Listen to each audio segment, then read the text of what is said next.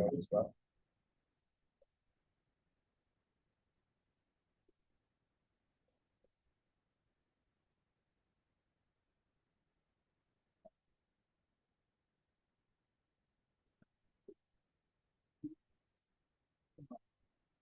Let's wait till you get on the minutes if that's what you said. We have several meeting minutes. We usually add those to the pages. Agree. There's like 4 minutes. And your PowerPoint.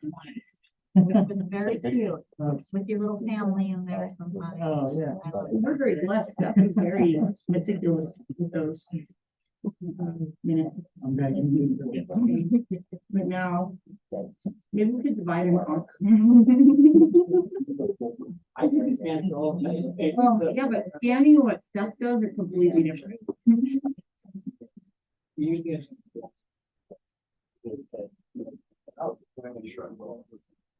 I mean, there's a video too. I'm gonna refer to that before I revert to the minutes.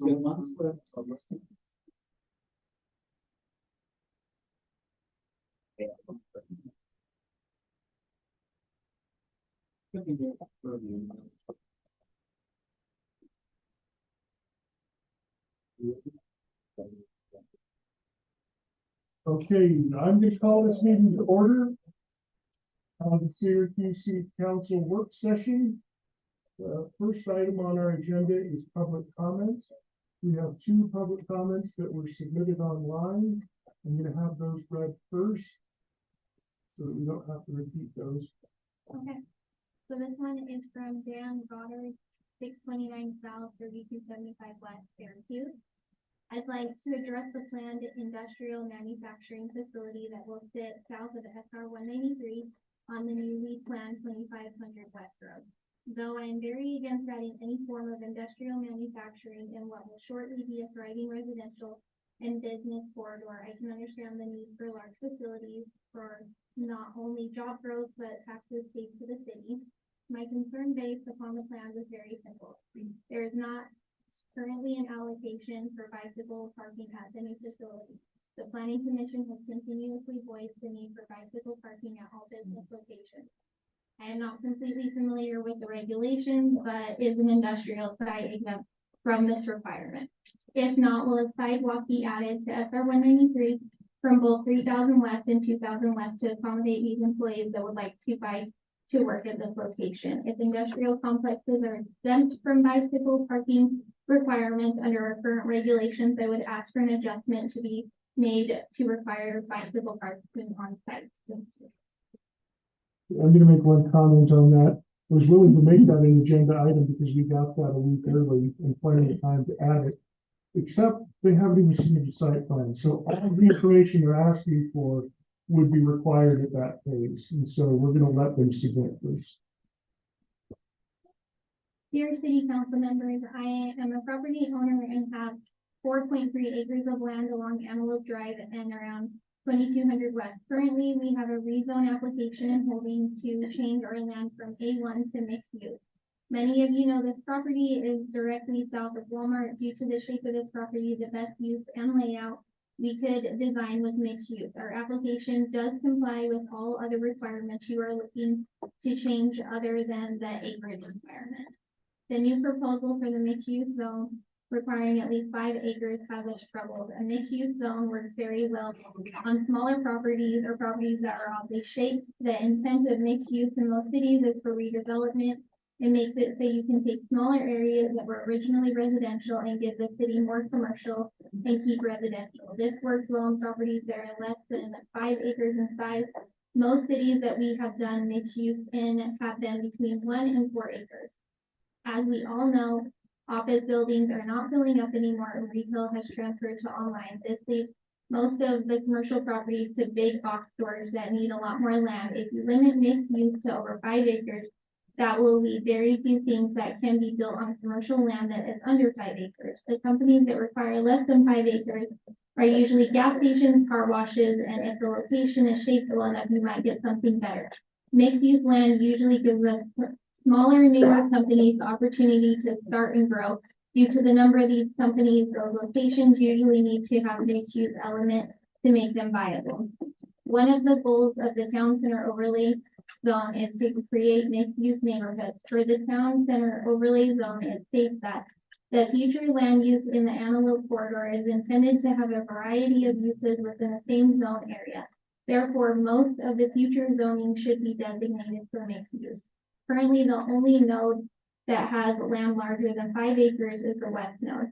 That parcel is big enough to have multiple zones when planned with thought. If you change the mixed use zone to be 5 acres or larger, you are going to go against what the town center overlay was designed to do. For this reason, we ask you that you do not put in the 5 acre requirement for mixed use. If you do feel that you still need to do that, we ask that you follow your vision for the town center overlay and do not impose the same requirements on the size for the properties that fall into the town center overlay so that we can comply with the town center vision plan and development guidelines. Thank you for reading this and considering our thoughts regarding Keith Lidstrom.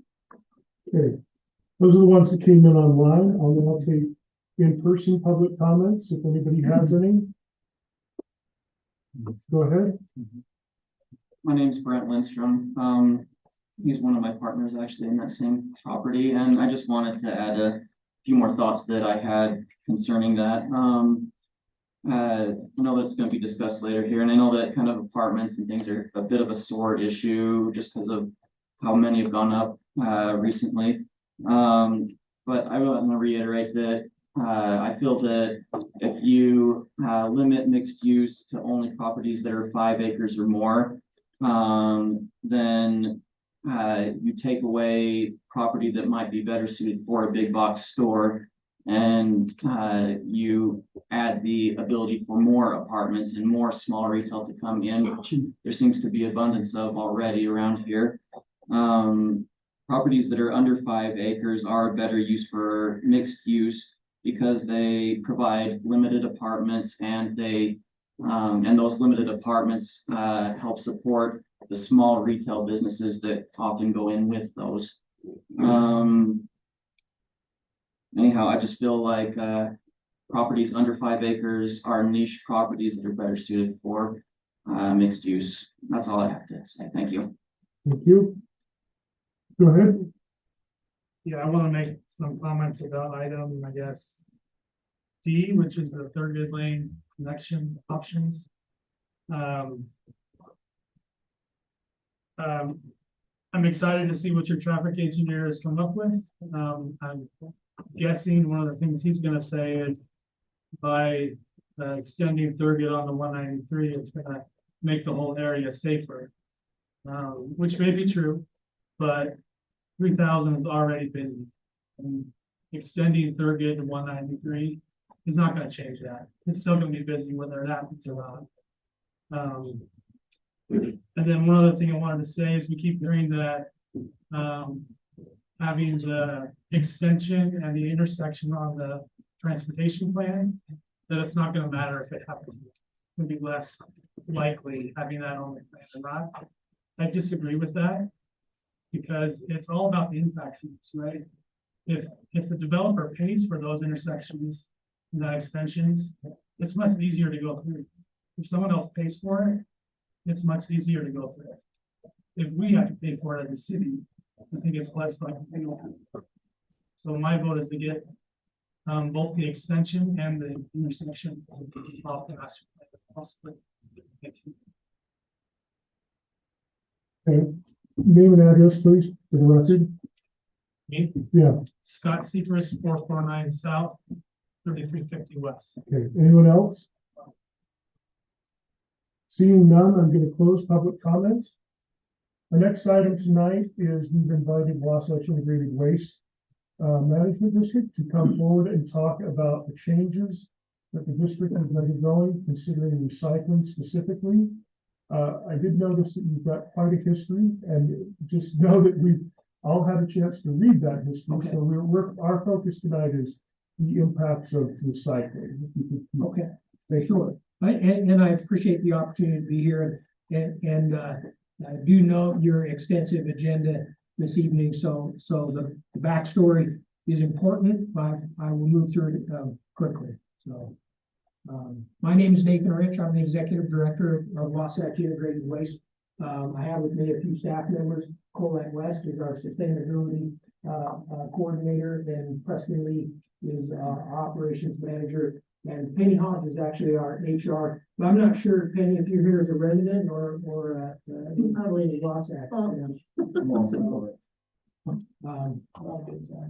So if this is actually as a PDF, maybe you're gonna. I don't know if this. I can flip through it if that, Yeah, if that works. I can run it. it looks like that's gonna be our option. Okay. So I'll take my bottle back so I don't forget it. Okay. So quick overview, we are a special service district owned by Davis and Morgan counties. One of our 15-member cities is Syracuse, and we're represented on our 19-member administrative control board by Jordan. We currently handle about 340,000 tons of waste and serve about 330,000 residents, which gives you an idea that each of us generates about a ton of solid waste per year. So that's our job, is to handle that waste. We currently do that with 73 full-time employees. This is just what the district looked like if you're not familiar with Davis and Morgan counties, with the exception of Bountiful. I'm not going to read the mission statements, thankfully for you, but just to say that part of that is we have a long history of recognizing waste as a resource and aggressively pursuing best available technologies to try to essentially do something better with our waste than put it in a landfill. Our name is Wasatch Integrated Waste Management District.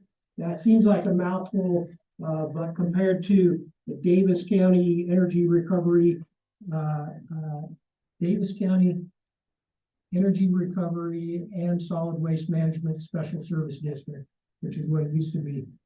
Actually, refreshingly short. Integrated waste refers to this is the EPA's integrated waste management hierarchy of how we want to handle our waste. So the things up top: reduce, reuse. If we could do that as a society, it doesn't end up at the landfill.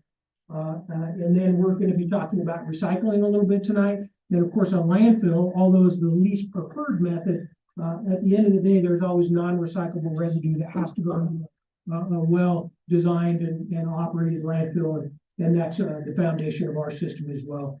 A couple of landfills. So this is when we talk about integrated waste. There is no one-size-fits-all to integrated waste management. It depends on different communities have different waste streams. And I like this picture because this is actually a picture of recyclables that were sorted out of a load of Kaysville. And I don't know if you notice anything peculiar about this, but I think I've identified 2 beer cans in this, and that's very unusual. So just a demonstration that our waste is all different. One thing we've always struggled with for years in Davis County is our residential waste is chock full of grass clippings. Other places in the country, they have landfill bans on organic waste. So to say there's no one size fits all, and our goal has always been to put together this integrated waste management puzzle where we can to divert as much waste as we can from the landfill, try to honor that treating waste like a resource. This is our current integrated system. Davis Landfill is the foundation of that system. We have a large green waste recycling and composting facility. This facility currently represents the largest recycling diversion that we do. We currently divert about 25,000 tons of organics out of the landfill through the green waste recycling and composting facility. If you've been to the landfill, we operate citizen and customer drop-off facilities so you can get safely in and out of the landfill. And our household and electronic waste drop-off facility where residents can come up and drop off household hazardous waste. We get that disposed of appropriately. And co-located with that is the landfill thrift store. It doesn't divert a lot of waste, but it's a really great educational opportunity to give people the kinds of things, an idea of the kinds of things that we simply throw away in our society. One other piece, and this is an important piece of the puzzle, is our landfill gas to energy project, where we actually collect gas off of the decaying garbage and generate about 2.5 megawatts of power in a partnership with Hill Air Force Base. The newest part of our system is the Davis Material Recovery and Transfer Facility. You're very good at this. You got that key down. So that facility does two things. It transfers waste. So it allows collection vehicles to come in, we dump it on the floor, and we pick it up and put it into over the long haul, over the road trucks. We're currently transferring about a third of the waste that comes to us about 100 miles from us, 97 miles to the Decoy landfill, which is on the Skull Valley reservation. And we're doing that to extend the life of the landfill. The other thing the material recovery facility does has the ability to sort out commingled recyclables. And we do that. We do two things when we sort through the recyclables. We pull recyclables, clean recyclables that get sold to the market. And we have a fairly unique capability where we take non-recyclable plastic and paper, and we're able to make an engineered fuel feedstock. We have a relationship with the cement kiln in Devil's Slide. So it allows us to divert a lot more of that material that people put in their recycling bins out of the landfill. We're currently recovering and selling to market cardboard, mixed paper, aluminum, steel, plastics number one, and plastics number two.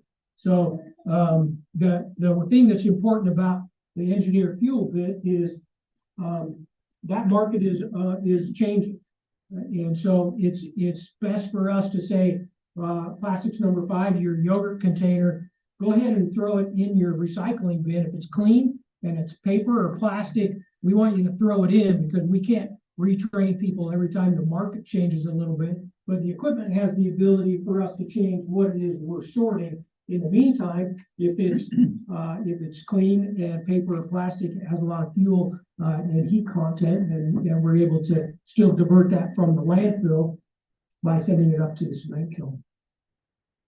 So our system has changed a lot over the last really 5 to 7 years. Closure of our waste to energy facility was a big part of that.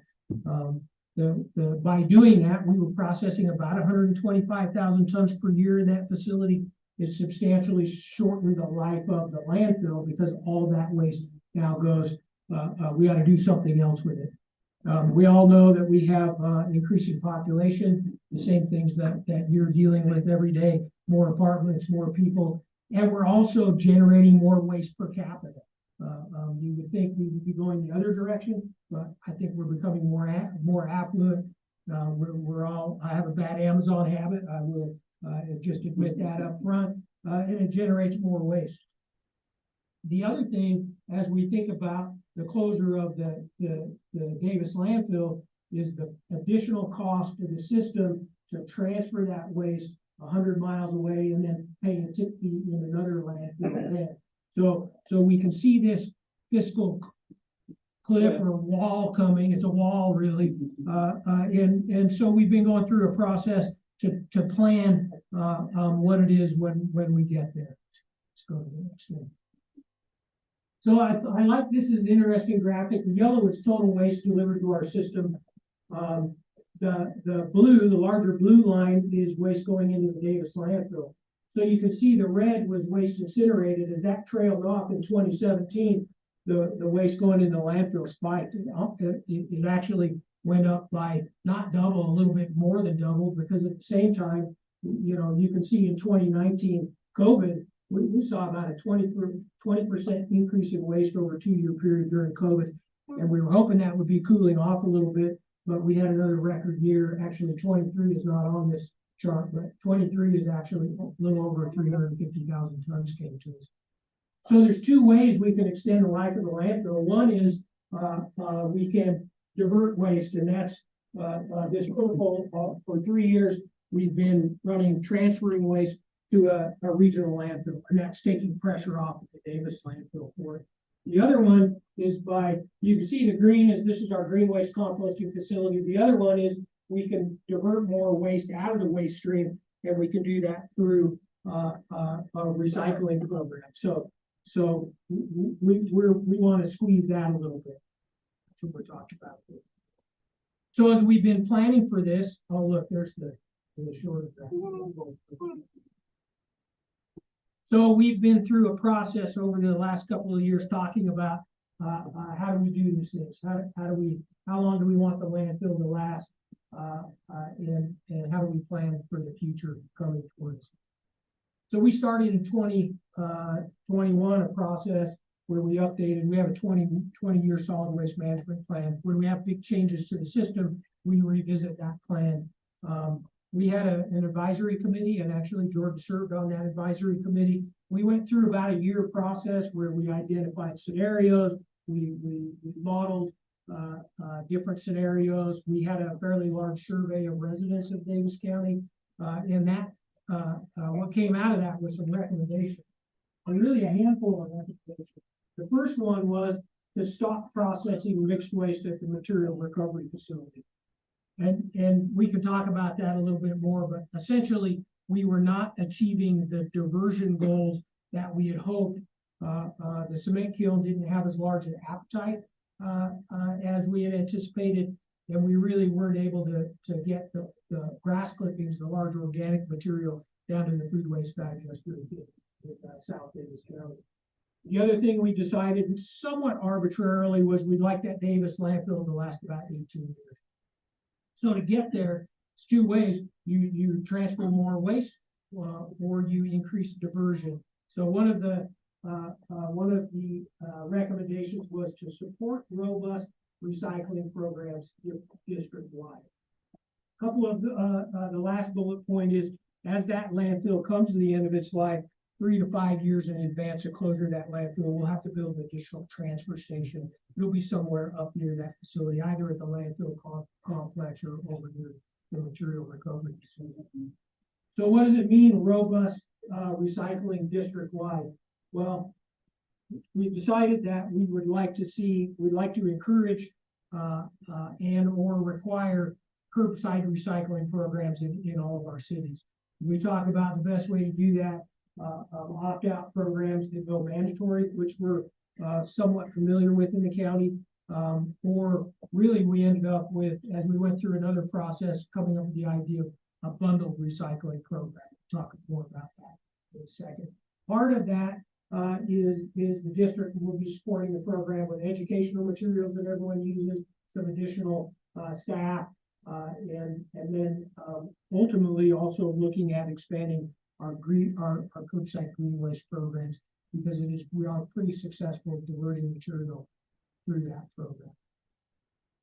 So we passed the plan in 22, and then it took us about a year. We hired Jacobs Engineering to assist us with how do we really want to implement this robust recycling. We collected data from all the cities and haulers, interviewed some peer jurisdictions. We had a couple of stakeholder meetings with haulers and city managers, and then the board took action last November to roll out the idea of what this program looks like. So it is interesting. We have 3 haulers that provide all of the curbside collection within the district. They're all great haulers. Robinson handles about 50%, and I think this is by number of households, and then Waste Management at ACE. There's also a subscription service for recycling those communities. So this is just a map that shows you where there are some city sponsored recycling programs. We have 10 of our 15 cities that have some recycling sponsored through the cities. Cities that don't are serviced by Mountain West Recycling for people who want to get one, but the subscription rate is very low and the cost is fairly high. So this is interesting. This gives you of the 10 cities that have city-sponsored recycling programs. It puts us at about 45% of households within the district have a recycling can at the household.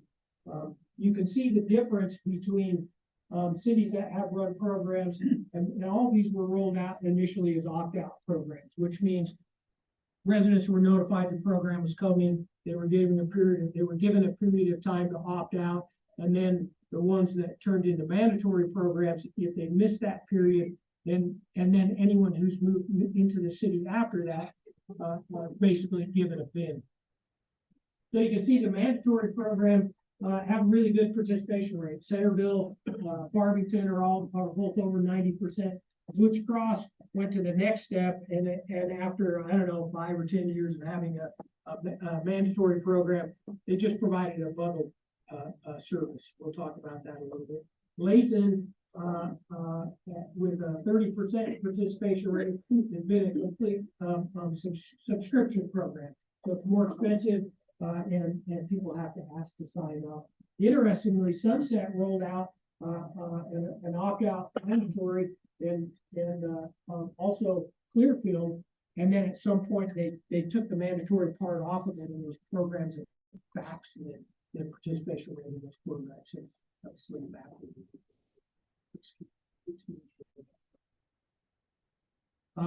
This is numbers showing diversion rate by community, but the next slide does a better job just showing graphically. So cities with, and Syracuse, I would say, I want to mention, is participating in our curbside green waste program for a lot of years as a subscription program, and does a pretty good job diverting waste just through that green waste program. When we really looked at numbers, I was surprised at how effective we could be with the green waste. So there's two pieces to this. So cities with pretty good programs, we're getting about 10% diversion through the curbside recycling program. We believe with some better educational tools, we can push that to 15%. So between a combined commingled recycling and green waste diversion, we can be approaching 25% diversion, which is 25% less waste that we have to put in a landfill or otherwise take somewhere else. So, be the next one. This is just a graphic of what other residents, this isn't what haulers are charging cities, this is what cities are charging residents.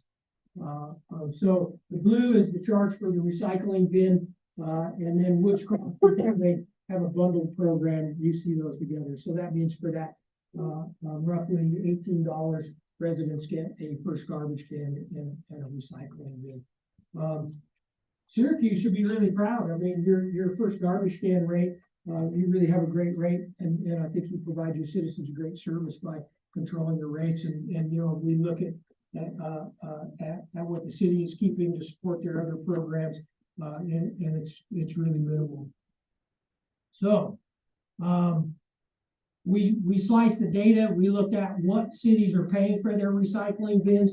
Not surprisingly, the higher the participation rate, the lower the cost per unit for the recycling bin. So this is another reason that we talk about wanting to do a bundled program. If participation is higher, then your per can rate is a little bit lower.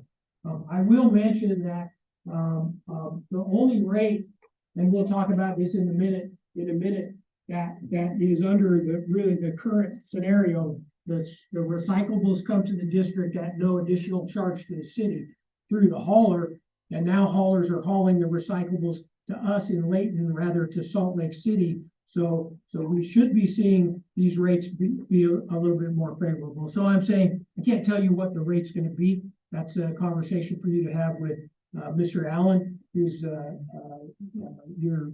represents your hauler here.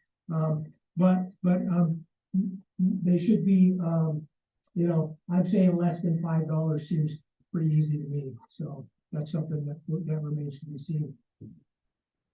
This is the same data, sliced a little bit different direction, just taking into account who's providing the bin. And typically we see if the hauler's providing a bin, there's about a 80 cents to $1 differential if the hauler provides a bin rather than the city coming up with the money for the bin up front. I will mention this is not in your package. We're also working with a nonprofit called the Recycling Partnership, and under certain scenarios, they'll actually provide up to $15 to help offset the cost of that recycling bin, even if it's provided by the hauler, provided that the bin ends up in the city's bin at the end of the contract period. So we're doing a couple of things to help support cities as we go through the process as well. I mentioned a couple of things to consider when you talk about, so for some cities rebidding recycling contract. But in Syracuse's case, if they want to move forward, is understanding that the haul is shorter coming to Layton, and the higher the participation, the lower the unit cost is going to be. And then again, we're not charging the hauler a processing fee to drop the recyclables off. So bundled service means, right, it's efficiency. The higher the participation rate, the lower your unit cost is going to be. Effectiveness is really important from my perspective, because if you have 30% of your residents diverting, 10% of their garbage, you're only getting a 3% overall diversion rate. But if you have 100% of your residents diverting 30% or 10% of their garbage, you're getting 10% diversion. So actually, to make a difference for a recycling program, to make a difference in where we're trying to drive the district-wide, participation is really huge, because that's what gets us the tons out of the landfill and out of the system. The other thing is, it makes it easier for city staff, because they don't have to explain to somebody when they move in why they should have a recycling bin, that there's a second line on the bill that says my recycling bin is whatever it is. It's the idea here is that there's one price, and for that price you get your first can in the recycling bin. So we looked a little bit at Syracuse and said, what's Syracuse going to say? About 6% of Syracuse residents currently have a recycling bin provided through Mountain West Recycling. In the survey, about 69% of residents that said they didn't recycle said they'd be willing to pay $5 for a recycling bin in the city. So if you add those up, you got about 75% of the residents in Syracuse should be pretty happy with the idea of getting a recycling bin for less than $5. The other thing that is interesting is Syracuse has a really pretty high percentage of second cans. About 50% of the residents in Syracuse have a second garbage can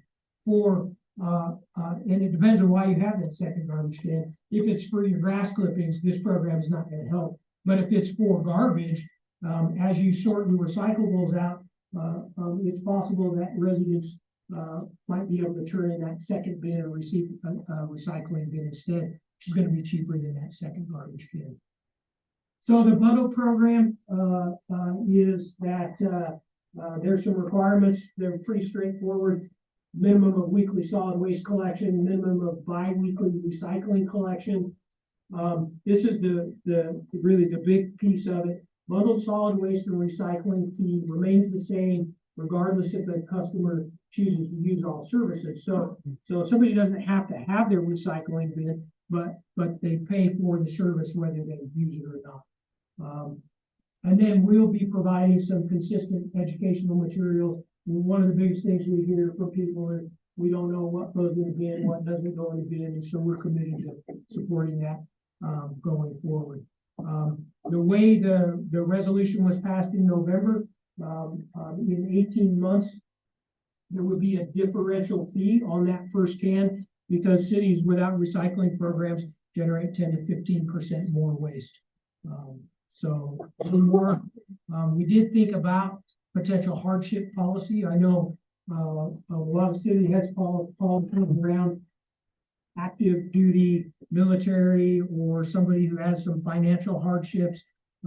We think that it's completely the city's business to decide how to charge their residents and how to pull the pieces of that fee together to pass that through to their residents. But we think that if you give someone a break for a hardship service, you shouldn't take away that service. They should still get the recycling service. That makes sense. Okay, I think we're pretty close. So this is where we are. We've got our sustainability coordinator hired, and we are making the rounds. You're the second city we visited this year to start talking about the program. And I think so basically to say that, and there's a few slides behind that are some informational issues, but this is a little bit of process, and we wanted to socialize what the program is and get your feedback. If you have any questions, I'd be happy to answer them I appreciate and understand the amount of time that I've taken out of your meeting today. Okay, so we will be solving this another night, we're not tonight, but while they're here, does anybody have any questions? The one thing I know that, a lot of people have brought up is, I know it was part of the study you mentioned. Can you talk specifically to, on Facebook, in our city, we've had a lot of people that are under the understanding that our waste is currently being recycled, that the MRF was sorting all of that. Can you talk more I to can. what happened there and why we moved away from Yeah, that? and I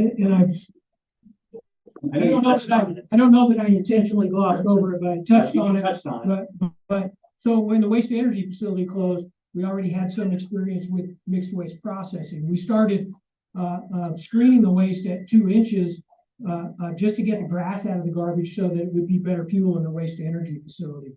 So at that time, we were looking at, before the waste to energy facility closed, actually adding some additional sorting equipment on there to recover aluminum and steel pre-combustion rather than post-combustion. So we could see the value in the garbage going through there. The other thing we knew by operating that pre-processing facility for 2 years, about 40% of our residential waste came out of that as organics, right? Grass clippings. And it changed depending on the time of the year, but you've got your food waste in there. So our goal with mixed waste, the waste to energy facility closed, we said we still want to do better with our garbage than put it into a landfill. So we built this material recovery facility with the ability to process garbage directly or recyclables. So we processed mixed waste for about 18 months. The machinery worked well. We were producing a lot of this organic material, and our goal from the beginning had been to get that material into the new anaerobic digester, the food waste digester in North Salt Lake. The material was just too rough. And the digester is also having some struggles of their own. We really hope and I want them to be successful because they also take a lot of other waste we used to take out of the waste stream, yogurt, frozen Smith's ice cream. So at the end of the day, we weren't diverting the organic waste that we had intended to or planned on. We weren't diverting as much. We were supposed to be sending 40,000 tons a year to the, I think we were starting out at about 20,000 tons a year of engineered fuel to the cement kiln. The first year we operated the facility, they only took about 5,000 tons from us. So what we found is we were spending a lot of money to process the material. We were recovering recyclables that were saleable, but without making the diversion, which is that avoided cost for transportation and disposal, we just weren't achieving our project goals. And so being flexible, we pivoted the facility and we now use that facility in much more of an industry standard fashion, I would say. So. Any questions? Yeah, I don't know anything about any of this. I mean, this is all brand new to me. As a citizen in the community, is there an economic benefit that comes to me for doing this, or is this more of I'm doing my part and kicking in a little extra money for the benefit of society? Because I heard you, I'm trying to understand. Yeah. By doing this, it sounded like there was some savings on the backside. I might respond after you. It's a little bit of both, quite frankly.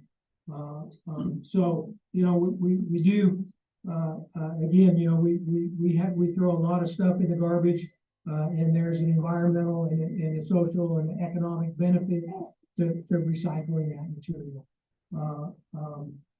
Recycling, you know, it's a service and it costs money, and a lot of the cost of the recycling program is frankly the cost of running a truck around to pick the material up. And that's another reason to have high participation rather than low participation, is you've got one truck running the street, may as well stop at every house. But the answer is it's a little bit of both. And what it does is in the future, and particularly as we, get further down the road, our cost to transfer waste to the regional landfill. Well, I don't know. I'm guessing it's going up. I know our transportation costs, in the last couple of years have escalated. Diverting more materials out of the landfill. It's not just this landfill. It'll help us extend the life of this landfill. We won't recycle our way out of this landfill closing. It's just too close. But it's not just this landfill. It's any other landfill. So a couple of things. So last year, I think go to Boston, and when I go on tour with the Convention District, we tour the nicest places. We checked out the Boston landfill, beautiful area. One of the things that we talk about is, and right now we have the luxury that we have lots of open space. We have lots of places to dump stuff, and that's what we do. Right now, our tipping fee is $42 correct per ton. I know, what does that mean? So a ton of garbage costs $42 to dump up at the dump. In Boston, they were looking close to 150. I remember 150, 180, somewhere in that range. Now, that's where we're going to be in hopefully not in the next 10 or 15 years, but we are going to get to a density similar to that, or at least within our space.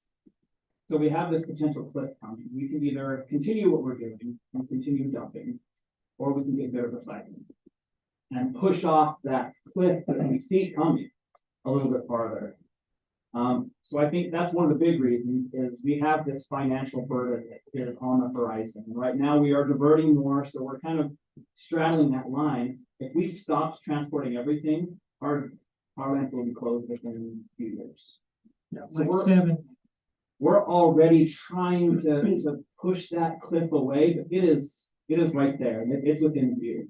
I feel like we covered this in the 80s though, right? Reduce, reuse, recycle. How did we get so far away from it? I'd like to chime in on that. So Okay. here's the thing that was interesting. But I have more to say in a second. Okay, 4 years ago, we were approached by our representative at that time, said the landfill is going to go away from burning, which was producing energy for Hill Air Force Base. Hill Air Force Base decided that they were going to make a change. And they were going to go to this proposed MRF and asked us if we would buy in. What excited all of us at the time and the entire council at that time, 4 years ago, toward the MRF and saw it in action. We were all excited that we would get recycling for everybody without trying to incur an additional fee of setting out recycling cans. So when Jordan says that people on Facebook all believe that, you and I both made lots of posts about it. We were excited that we were thinking we were getting 100% recycling. What's come up is that's no longer practical. So we are going to deal with recycling. How will Syracuse go forward in a different way so that we can get more recycling happening?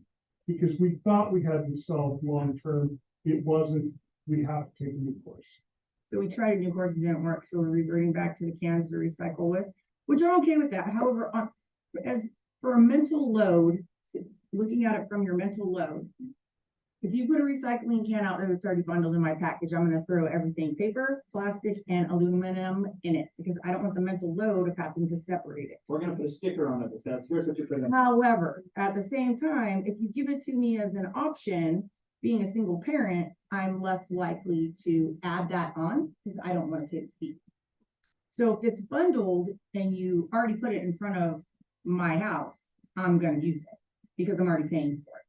But if you give me the option to do it, even though I'm a hippie and think we should all save the planet, I probably won't add that on to my bill. And so that's actually part of the reason. Yeah, it's the mental load of it. Right. And that's all what we're going to have to decide. And that is, so you'll notice in the we brought up this slide. This is the task that we will have in front of us. I was hoping it'd be tonight, but it'll be at some point in the future. We need to look at how we are going to implement this box. So you said that you're going to put a big giant sign on it. Honestly, the most no-brainer way we can do this is probably the best. People don't want any more things to think about in their lives. They got enough going on. They don't want to think about having to sort their trash too. So, And so it'll also have the same view, Yeah. and it'll say, here's the stuff, put in this bin. Okay, go ahead. Jeff. Well, yeah, well, raising 5 kids here and being in that 50% that have that second trash can, I will still need that second trash can, so now I need to do the 3 trash cans. That's what Syracuse will look What for is if you do green waste separately, Green waste will become. green, blue, and 2 trash cans, it's gonna be complicated. We're not gonna solve this tonight. We are gonna take a different time to approach this. Tonight, we just wanted to get sure that you all had a chance to ask questions of the director and that we understood where we are at accurately today. So I'm gonna close this part of our discussion because we have got to move on. We have a lot on our agenda and we are only at the 3rd item. Okay, so thank you. I'm going to now call to the table our Robert and our construction engineer firm that we hired. We, in our last meeting of the year in December, agreed that what we would do, okay, Jordan, would you like to join us? So what we're doing is, we agreed to consider what other possible options there are for Thurgood Lane. I want to be very specific. We are not deciding on what gets built or when. All of this will be driven by an application sometime in the future that we do not have any idea when it's coming. It is up to somebody who owns that land to file an application. So this is just possibilities that we're talking about because we did discuss whether it should or shouldn't be on the impact fee schedule. Whether it is or it's not, somebody can still apply. I want to be very clear about that. Even if we take it off, somebody can still apply and it still is required by law to do that. Okay, so we'll let you talk about some of the alternatives to consider. Okay, I've got Jeremy here with Wall Consulting Group. Jeremy is a professional engineer with transportation specialty. He and his team have looked through this and taken into consideration, as you mentioned, the concerns that have been expressed in the last meeting, and it's put together a presentation for us to view these findings. This is being new for all of us. None of us is. yeah, No, it's it's not. not. That's what I was like, what are we looking at? Nobody's seen this Yeah, yet. because to be totally transparent, Jeremy did meet with us as a couple of the staff department heads. I did attend that meeting. He said, here's some information, but then he was gonna go back and process it. So I don't know either, what he's come up with. He just was looking for some general feedback. Well, yes, because this was gonna be here, this is a suggestion. The fact information there saying Yeah. it's going to bring That's some. what I thought, that it's not, the public didn't have access to this before either. This is something that can be made available to you. Okay, so got you here tonight. So, Tell us what you come up with to think about. Okay, great. Thank you for the introduction. I appreciate that, and I appreciate the feedback that we all received from the council previously. So to tailor something out here, thank you. Go to the next slide here. There are kind of 3 main things that I wanted to talk about. One is about safety. That's a big concern that residents have and valid concern. We want to think through that and address that. The second is traffic, and then finally we want to talk about alternatives. So if we go to the next slide here. The safety concern is one that was brought up multiple times. And so as we met with Mayor and some of the staff, one of the suggestions was, well, why don't you take a look at some other similar type collector roads in the city and compare those and look at what kind of crashes we're seeing out there. So as we look at those, these are a few that have potentially similar volumes, and honestly, these are higher volumes than we would expect at this Thurgood Lane. So these are collector roads that have residential homes on them, but these have higher volumes than what we were anticipating. Can you define PDO? Yes, property damage only. So this would be like a small fender bender, so no injuries, no. Those are just small property damage only crashes. So if we look at those, this is the last 5 years. We have data for. So Doral Drive, you've already noticed that one crash. It was just a small fender bender, property damage only. 2500 West, 2 crashes, both property damage. Banbury Drive, this was another one. This one had 2 crashes. One was an erratic U-turn. The second one that I've highlighted in red there, this is a crash that we would be concerned about, right? This is something that I think the residents are saying, hey, this could happen on Thurgood Lane, right? This was a kid who was crossing the street going to school. That's a concern to us, and something that we hope never happens. But I just want to point out that was the only crashes we looked at these similar routes that has happened like that in the last 5 years. 1475 West had 3 property damage only crashes. 2175 South had 3 crashes. 2400 West had none. Where'd you get these numbers from, man? Yeah, this comes from the AASHTO SafetyWare database. This is the database that is used for all of Utah. So anytime a police record is filled out, that gets put into the state database and is found there. So as long as there was a crash record filled out by the police, then it should be easy. Okay, can we go to the next slide, please? Okay, we also want to take a look at this citywide, okay? And this one we focused on severe crashes. Okay, so when I say severe, that means fatal or severe injury, meaning like you're severely injured. What's a better way to describe that? Critical injury, right? You almost died and it significantly changed your life for the rest of your life. Okay, but these are very severe. So in the last 14 years on city-owned roads, now I'm taking out UDOT roads, on city-owned roads, there have only been 2 in the last 14 years. Okay. And you can see them summarized here. One in 2018, this was a motorcycle that veered off the road and hit a light post. And then, yeah, and then in 2020, there was someone who backed out over a again, both unfortunate. But as we look at the big picture on these local city roads, these fatal crashes are very rare. We don't see a lot of those. This is over the last 14 years. So this is as far back as that database goes. So there haven't been that many. And while I understand again that safety is a real concern, these types of real severe crashes are very rare on these types of streets. If we look at UDOT roads, those numbers change, right? Those are higher speed roads, higher volume roads, more complex. So we see more crashes on those big UDOT roads. Okay, so let's go to the next slide here. I want to talk a little bit about the traffic on here. We analyzed 2 scenarios here.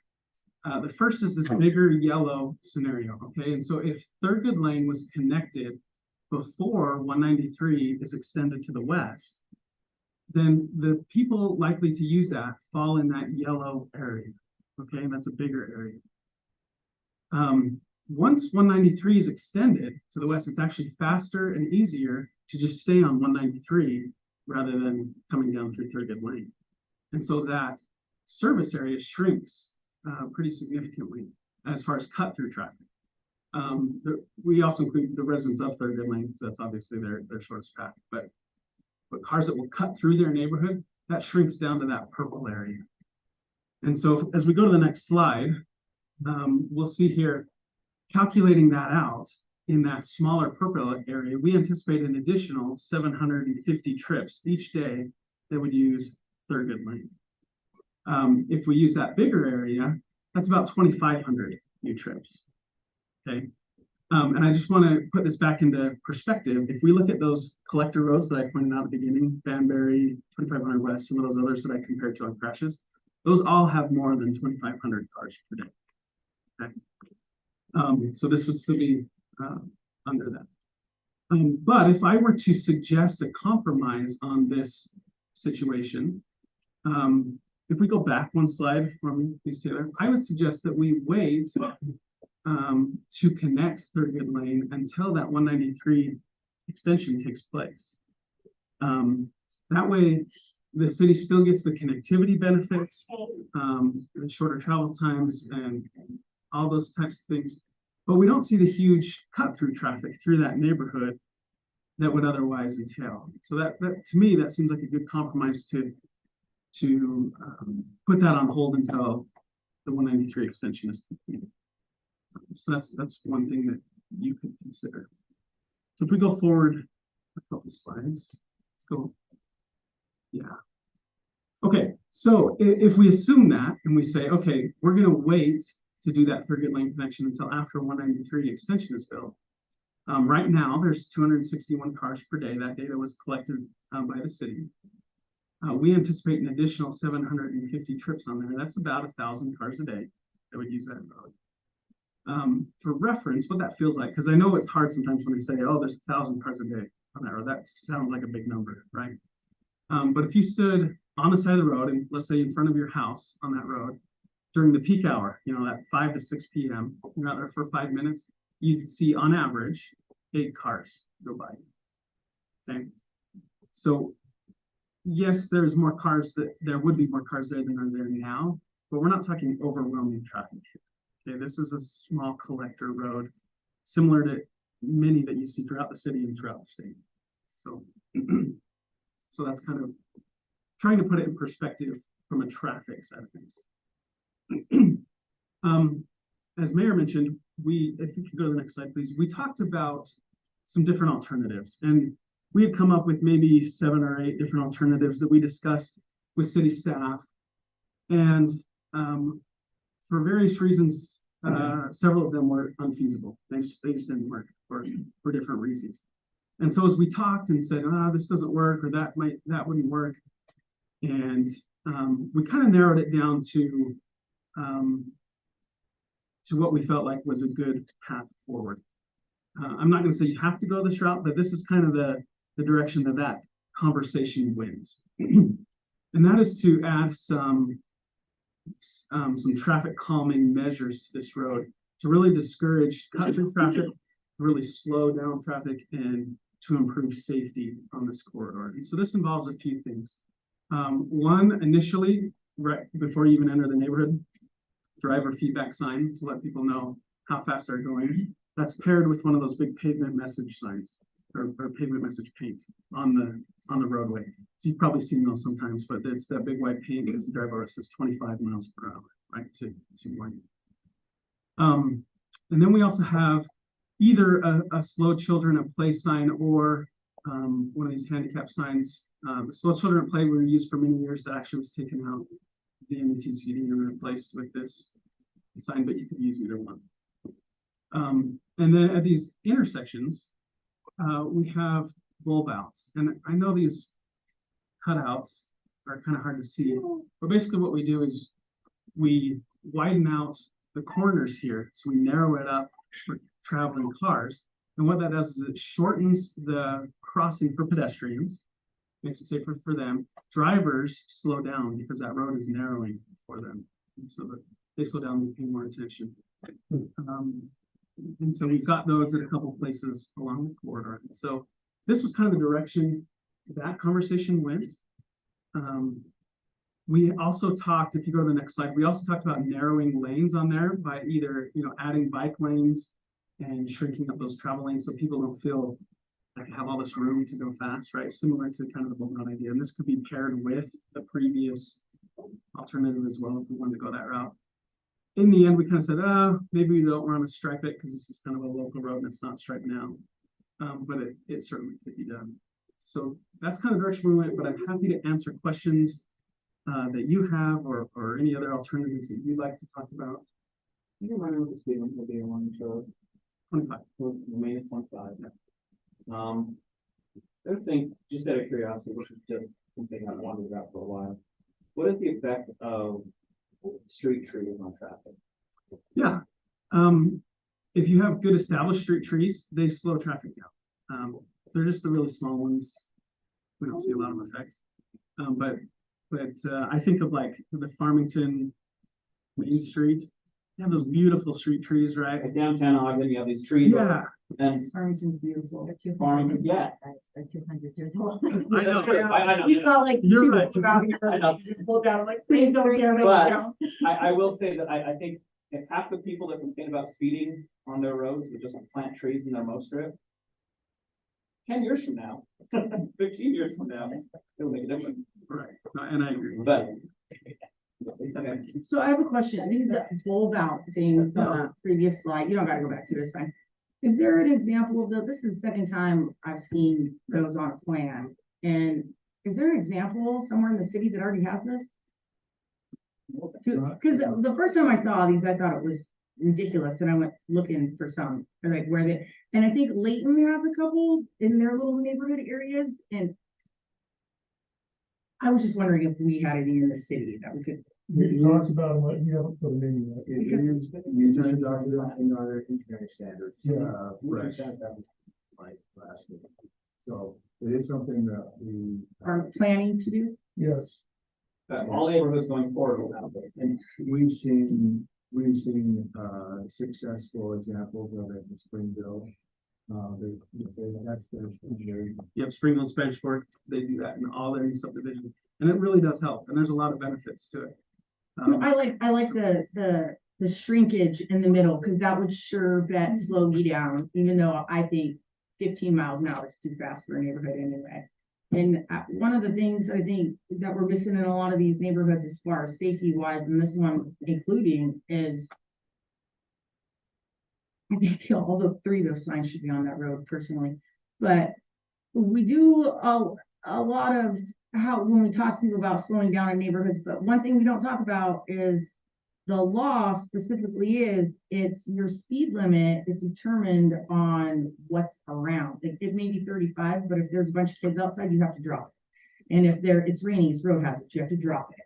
And that's literally the law. And we don't spend a lot of time on that aspect of it. And where you showed the purple and the yellow. So it's basically, anybody here from Thurgood Lane? It's your neighbors hauling butt through your own neighborhood. And me, I will step out in front of my neighbors. That's just who I am as a human being. But She has clear blocks. That she does on that. no. I will gladly, I'll be happy to. These bulb out, I think would be really, really great in slowing that down, because I mean, that would slow down anybody. But can we put more than just one of those signs on that road? Can we put a few of them? Yeah, are you talking the driver feedback signs and the? Yeah, because so the usually like the your speed signs, when they're like right by, when you turn onto the road and they're right there, they're not very effective, I don't think. Like, I don't know if you've been in Kaysville, when you turn off of Main Street onto right there where the UView garden thing is. Well, yeah, I think this one. Yeah, right there, right where you turn right. Yeah, so you go about half a block before you see the first one, and right there, everybody hits their brakes real hard. So I think they're really ineffective, right, when you turn from a side road onto it, right there at a corner or within 100 feet of it.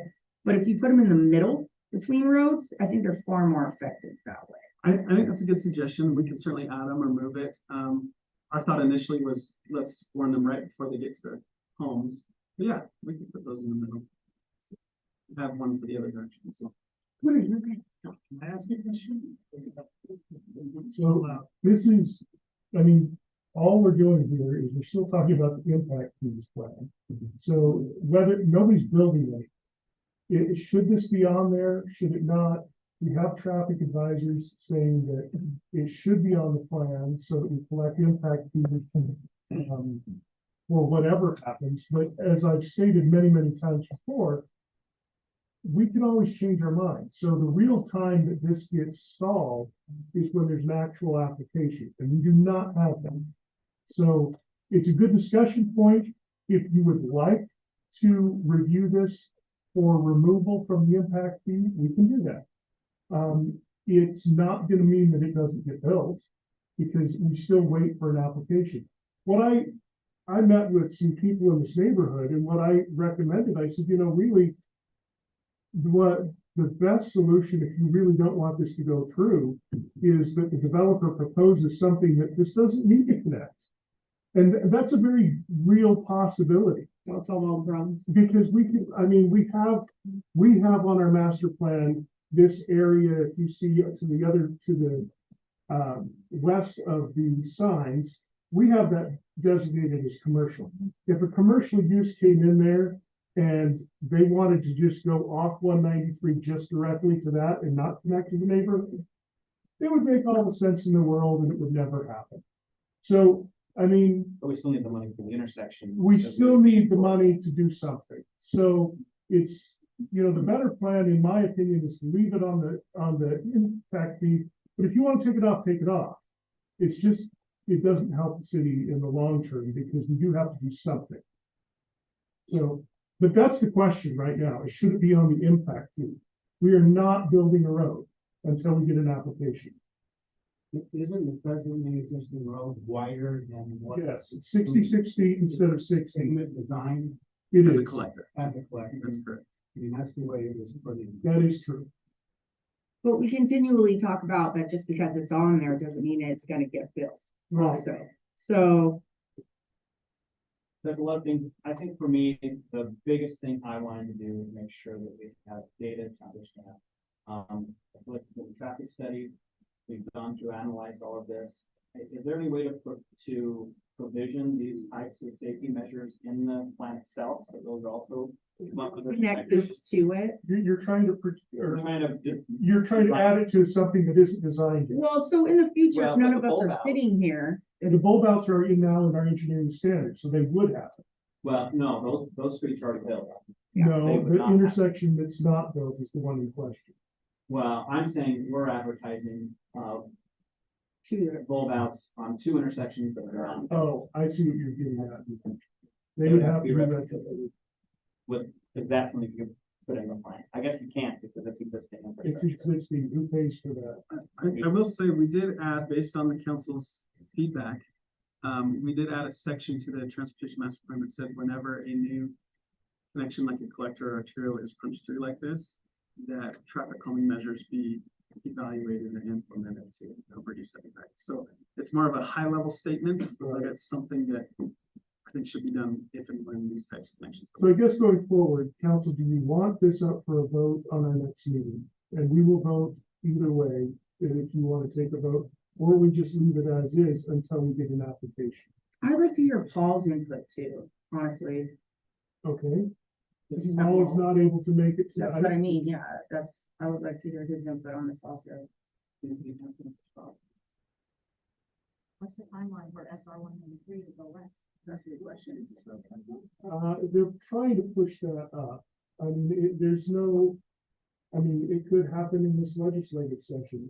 It's not likely to, but it could, to go west. There are bills talking about the next phase of this. So I don't know. That piece. For it to go from west, that would start to take traffic off of the street. Dorman said that would be a good idea. to wait until it's up. It's already funded and under construction. To go west, You got thoughts over there, stuff. go, Yeah, they don't have funding, or they have a study to go north. But west is already. west is program. Okay. Programmed in the preliminary phase. Likely this would be done before this road line on it. Which takes a lot of pressure off this road too. But it's up to you. What do you want to do? Do you want to hear this again, or do you want to just wait for a plan, an application? So leaving it as is and doing nothing, how does that impact the city? Well, the city would collect impact fees, assuming that someday this makes a connection. It does not have to be the connection that's drawn. It could be a totally different connection. If we take it off, we don't collect anything, assuming this road would not happen in the next 10 years. That's the assumption. The impact fee, that this little segment right here is actually quite minimal. It really is. This right here is what the impact fee is trying to cover. This is millions, this is. 100,000. Yeah. That was probably still a couple million too, but. No, that little road. Well, it's really short. Go out and look at it. Anyway, But we do need to make sure that whatever we end up doing, if we want to have, and businesses live and die off intersections, we have to have the money to cover that intersection, otherwise, yeah. And UDOT is starting to require so much Yes. stuff at their intersections. that We're just gonna make hear it that another astronomical. yeah. So yeah, like I said, we need the money for the intersection. I'm not hard set on connecting to all the way to Thurgood Lane. That can be part of the development discussion when someone shows up. But we do need to make sure we have something in this area for that intersection. I will address, there was a public comment tonight that said, take the intersection off. I don't know that we actually can do that because it's a UDOT road. And UDOT has placed that, so it's not in our hands that there will be an intersection. They We talked can- about that with us though, didn't they? We cannot take it to our direction and West Point can only take it to their direction. That's a possibility, but I don't think we can remove anything on their roads. Didn't they come, didn't we talk about these lights before and they had mentioned that it's not, they Doesn't gave mean a it will go. recommendation. Yes, They gave their of where recommendation. they should be, not. But that's UDOT's impact fee plan, so it's Yeah, not UDOT's ours. I price. can't take that. And we would want that intersection. But again, when the development comes up, we don't have to make that final connection, but if it doesn't make sense. Yeah. And that's really where the solution happens, is when the application comes. So is the vote to keep it on and take it off? The impact fee. Not a vote tonight. There's No, I not, understand, yeah, but but that's what if we we're would talking vote, about. Yeah. it would be keep it on the impact fee or take it off the impact fee. And if we don't vote, it stays It stays on. on the impact fee as it presently is.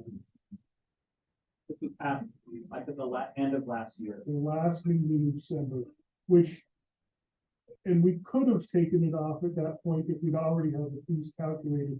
We did not, so we had to vote on with the fees that were calculated and printed in the agenda. We didn't have any of this We either. didn't, Yeah. We didn't have to say. So, that's correct. So how are we hurt to leave it as is? You know, I'm not sure we are.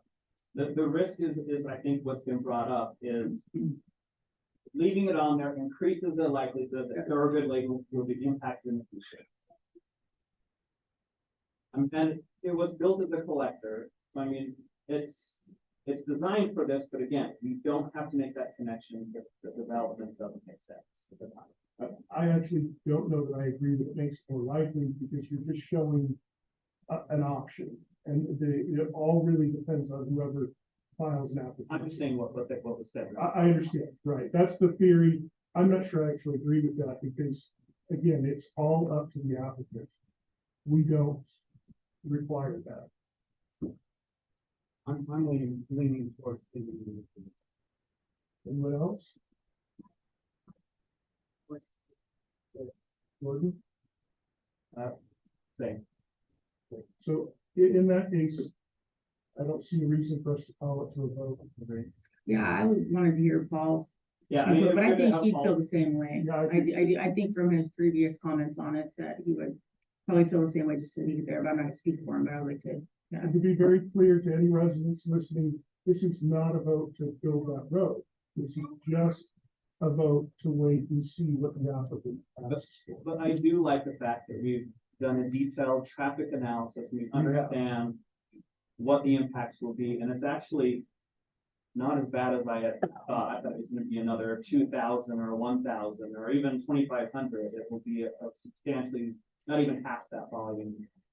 So the real issue is when we do get an application, we have all this knowledge to pull in and say, now we know how this is gonna be affected with the application. Okay, so I'm gonna move us on. Well, this is always good. The next is discussion regarding bond for Thank you. secondary water metering. This would include an impact of the bond on the water rates. So Steve, if you could join us at the table. I have asked him to talk a little bit about, we believe there's a real savings that comes from this bond. It's not actually an expense as much as we have a chance to get a loan at 1%. 1%, which is unheard of in today's market. And that 1%, if we use that to buy things at today's prices, we lock in a lower cost. Actually, this does look like it could be a significant savings. Go ahead, Steve. Now they stole all your thunder. Anything to add? Regular.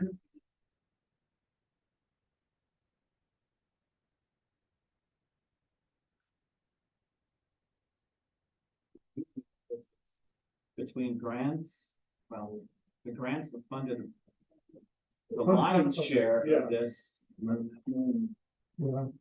You know what I realized with this, reading through this, that not everybody gets a statement from the city for their bill. We should talk about that later. Oh. With all this information in it, like I said, it was sent out with this information, not every resident gets those. Like if your house is owned by a corporation, those go straight to the corporation, so anyway, yeah, that's not off topic, my apologies, but. Okay, so quick synopsis, I mean, here's the numbers, we're talking about the bottom two lines, so we have two options, either don't issue a bond, and then the almost $5 million is on us to spend as the program commences. We're trying to get this done by the end of 2026 because we have $11 million in grant monies that kind of hinges on that. So, what this does is it allows us to borrow the money to lower costs 1%. We actually earn 5.3% interest right now. We actually come out ahead, and it spreads that cost at $4.1 million over 15 years, so it's about $380,000 a year, which is more manageable, I think, for the fund. And we've talked about this before. We went to the Board of Water Resources, got their approval for both these grants and also the loan. They had some requirements, one of which was the letter that was sent out in the mail. We've got about 200 responses back, and what we've seen so far is it's about 3 to 1 not in favor of the bond. I don't think they have all the information as far as timing, and this is a state mandate. This is not something we can go without. So we're just trying to find the best way to fund this, lowest cost to the citizens. This is a 15-year snapshot of the bond. You can see $358,000 over the life of the bond. I think we can make that up in a couple of years in interest earnings. We did hire the four full-time employees right now that are digging the holes. There is a backlog on meters. We're getting some in. It's about 100 every month. Good news is it sounds like that's going to free up, or we can get more down the road a little bit. So they're digging the holes physically. We've done a lot more than the 677 meters we've done right now. I don't know how the number of holes they've done, but that's all they're doing right now. I mean, they've slowed down through like snow. But through the fall, they were doing 1 or 2 holes a day, which is about 2 to 4. That's what we were kind of looking at doing. The next meeting is the public hearing on February 13th. So if any citizens want to comment, we come and do that, and we can also provide you the comments on these letters that have been sending. As far as coverage, so when it comes to bond, you have to have coverage ratios, which means you have to have 1.25 times minimum in revenue to cover the bond. Right now, we assess that we're just meeting that requirement. And keep in mind, this is the second bond in the secondary water. The first one is on the reservoir. We're building up the $600 right infrastructure. That being said, this can fluctuate as far as revenues over time, so we will continue to assess this, but at this point in time, we're not recommending things to cover this moment. That's basically it. I don't think questions. Well, the hard part of this is the state required us to put in secondary meters. And although I do feel like it's a good change because cognizance hopefully brings better decisions. The more knowledge you have, the better decisions you make, if you hope so. So this does bring that to the forefront to help people understand their usage. I don't think most people realize that what they drink in a month, they put in their lawn in a day. Yeah. But by orders of magnitude. And so I think education again helps us make better decisions. I mean, let's push it forward. But that You're right, it's a huge shock to people. I know. Like, what the But how many gallons of water on the home? giant shock? So this will be very interesting. I think it'll be compelling data for people to make better decisions with. And finding the cheapest way to do it with between grants and 1% loans, I think that's a value for people. So I'm in favor of it. This is a great percentage rate. Yeah, that was so exciting to read. We haven't seen that in a minute. So unless there's an objection, we are going to vote on this in the next meeting. There will be a special meeting because the state requires us to have a separate meeting, so we'll actually, right before our regular meeting, have a special meeting, because it has to be the only thing on the agenda and a public hearing. Okay, let's move on. Our next is utility or water utility transparency billing requirements. We have new requirements. So part of getting the loan and the grant, the requirement is we've got to educate our citizens on, how much water they use. So this educational component can come in different methods. It could be like a monthly statement and a utility bill. Most people are finding it more effective, large companies, districts, more effective by doing more real-time data rather than having people wait a month to get old data and decide to make a change. So Steve and I explored a few different options for what is available.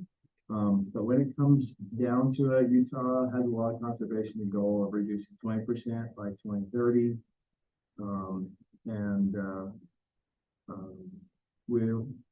That's in our city's conservation plan as well, to participate in that. That was a requirement, a state requirement for every city to join in on that water conservation goal. So with that, Steve, if you want to go over some of the different options we looked at. Sure. So our current setup is we actually got a company called Aquamedian that gave us a no-cost grant.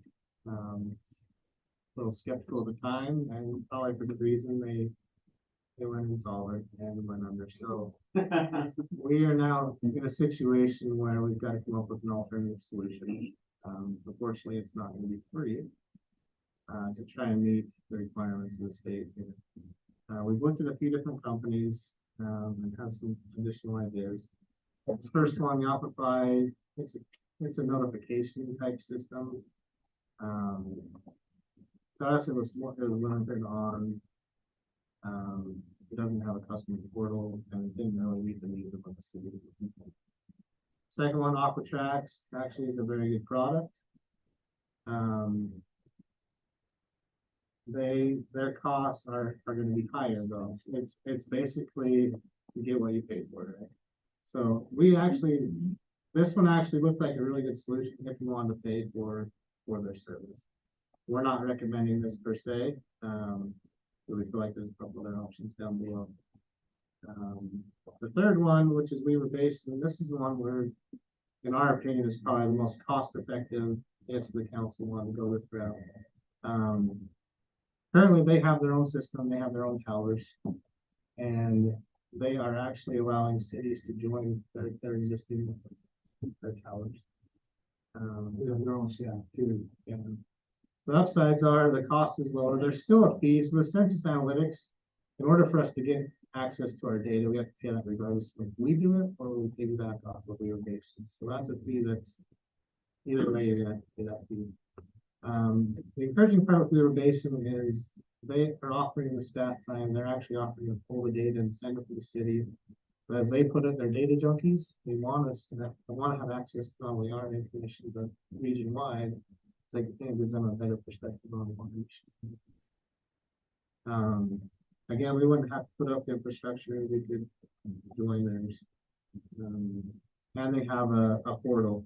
One thing I'll say about the portal, I think the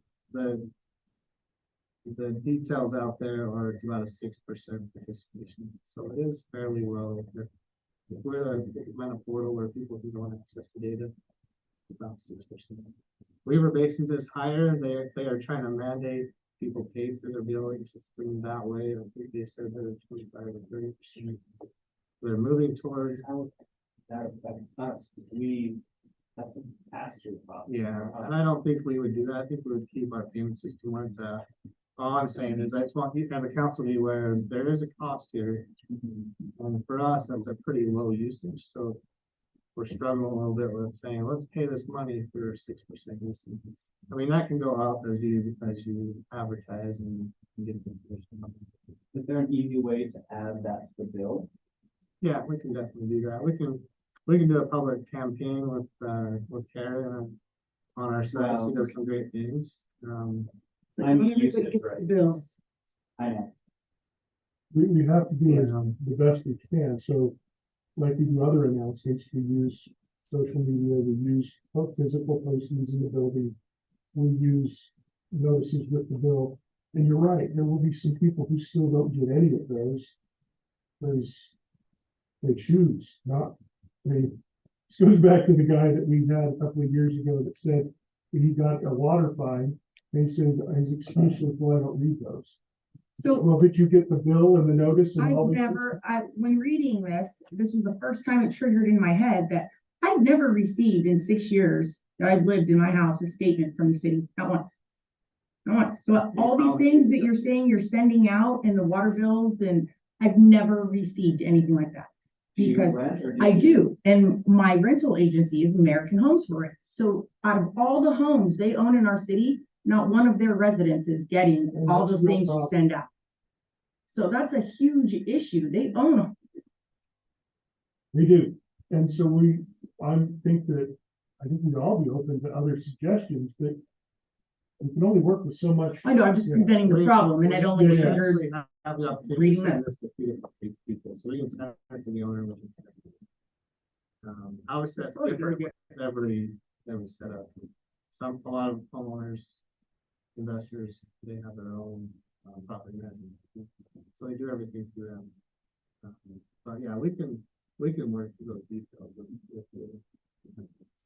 Well, the issue's gonna show up when, and again, we haven't decided to do this, and I don't know if they will. If you ever did tiered billing on secondary water, I think Yeah. that would probably motivate people to figure out why Pay attention. things change. I think tiered billing on, that is a great idea. And We do it on we've had that primary. question, and I've told people our goal obviously is to get this built out. I think before we ever start looking at it, which is Agreed. down the road. It could be 2030, but I think that's the direction. This last option is if we decided to do our own network, we want our own towers, we want full access to everything. There obviously is an upfront cost, each tower, I mean, they recommend 2 towers and you can see the cost in the ones. This is also the portal as well, so that's why the costs are higher.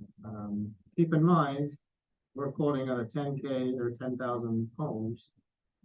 We have 2 systems, so a build out right now, if we were to do 10,000 primary, 10,000 secondary, these costs would probably, if you want to do both the primary and the secondary portal where people. Is this for culinary? The mandate is for secondary, Okay, but the real benefit comes if if a person knows how much culinary and secondary they're using out of their house, so they can compare and similar to like a smart controller, you've got that data right there handy, and get it in more real time.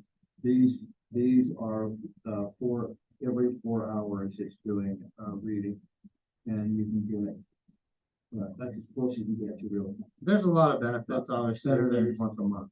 real-time data, leak detection, there's people who go in and see their usage. Even on the flip side, if someone says they didn't water on a certain day, we could That's see. my favorite part, the accountability of it. We'll be like, I didn't do that. A lot of people Oh, don't like, your like that meter because said it's otherwise. government control, and I get that argument as well, so. so let me ask a different question. So for people like Jen that might be renting their house, for this portal, is it by address or is it by owner account? Would Jen, or for example, someone like her be able to go in and look up her data? That's a question I have to look into. For sure, obviously the owner would be. Right. We could look and see if we could add additional. We should be able to allow people to. Can we get that feedback from them? If they say, hey, because what I don't want to have happen is someone say, and again, no one's gonna have an account with Weaver Base. Weaver Base, none of us have an account. Weaver Base, the city has an account. So you're gonna have to have some kind of thing. And we can make it look like it's our account, like the Syracuse logo, everything. It would look like and feel like it's a Syracuse login. The tech guy says yeah too. That guy said, yeah. So it would look, from a resident standpoint, it would look like our portal, it would look like our data. Perfect. There we go.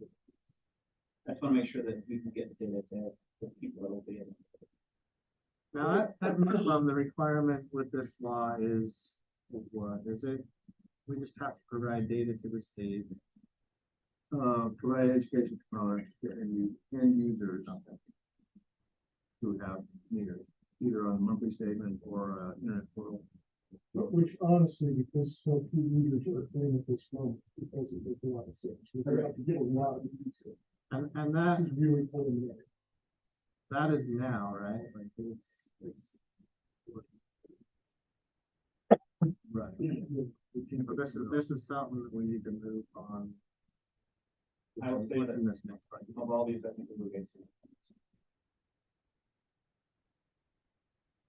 Yeah, we're just looking for what direction to proceed in, and then what we would probably do is come back in the budget retreat and plug some numbers in that to see how it looks, and then after the new budget, we would come back for like an agreement that we would have between if we were basically select for someone else. You're saying we need to turn this on, we need to get this going. Yeah, we need to start. So I think we have done so far. They're, what about 177 years. On the bright side, year one's way cheaper. This feels like this is just gonna be like one of those dad things, like the thermostat. Dad can monitor it. Yeah, kids, too much water. I have a joke, but I'm not gonna share it, but it is hilarious. Okay, let's move on, because I think we've done our discussion. move forward with Weaver based and. I'm of that opinion. Yeah, Yeah, we'll put that in the Okay. budget. Thank you. Okay, and then let's move to item G regarding proposed amendments, Syracuse City Code 4.15.450 to change the cross connections. Robert, you want to explain what we need to do here? I like you're just like, I'm not gonna try and revise this, I'm just, that was, yeah. remove and replace. So, we have a cross connection Scratch. ordinance that prohibits culinary water from being connected to secondary water systems. Which has happened before. Has happened, and there is a real risk, danger to it's a threat to our drinking water system when that happens. So we take very serious proactive measures when we find something like this. We just want something in code that talks about, okay, if this were to happen, what's the procedure, what's the violations and penalty, and that's what's drafted up in this. So a lot of this was reconsolidated into a simpler format to follow. So I read the old one that's lined out. That lined out one is usually a little harder to read. And then when I read the next one, I was like, yeah, this is way better. Like it takes all A little the, more succinct. yeah, it takes all the excess and just Yeah. streamlines it. So are we good with the new ordinance? Now, it's only $1,000 for a cross connection, that was way higher. I would think so too. It's 1,000 plus damages. 1,000, maybe that's. And So that's the fine's per 1,000 and then anything else. Oh, that's per day. Wait. Or does it say per day? Oh, per each violation. Minimum, each day can be a separate violation, you could do 1,000, 1,000, 1,000, 1,000. Oh, each day of violation is Basically, separate. separate Got it. violation. You risk the help with other people in the city, yeah. Oh yeah, this just goes right through and it's like, and we're gonna charge you for this, and So we're gonna put this, this, On the business meeting. on the business meeting, the next meeting. Actually, can we make this I think qualifies for a, Common consent. common consent. my favorite part about this is that if you don't pay it, we're slapping it on your water bill. And you'll get a copy. So, all right, are we good with common consent? Don't poison the citizens. Because I mean, this is an obvious, okay. Next item, item H, discussion regarding proposed amendment, Syracuse City Code, section 8.10.90, pertaining to irrigation water. Robert. So what we have happening on this is right now, when there's, development coming into the city and having challenge getting secondary water shares, our ordinance currently says they can, have 2/3 of the water must be water shares, and then the other third could be purchase fee and lieu. And then the city goes out to Weaver Basin to increase our contracted water each year. So this last year, with the increase in water rates from Weaver Basin, we just want to be sure that the city is still whole. So we're not putting The bill, the bill for Yeah. the difference. this seems like a in no-brainer. the cost. So this just changed the calculation, just basically to simplify it to say, we just pay the actual cost that we're charged. We're not doing any additional surcharge, we're just paying the actual cost that we basically charged us for contracted water. But how do we pass that along to them?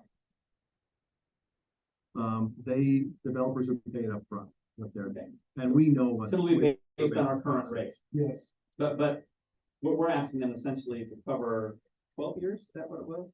That's the old phone. Well, that's the old, hey, you're right, Right. thank you. okay, so everybody good with this one? We put it on common consent?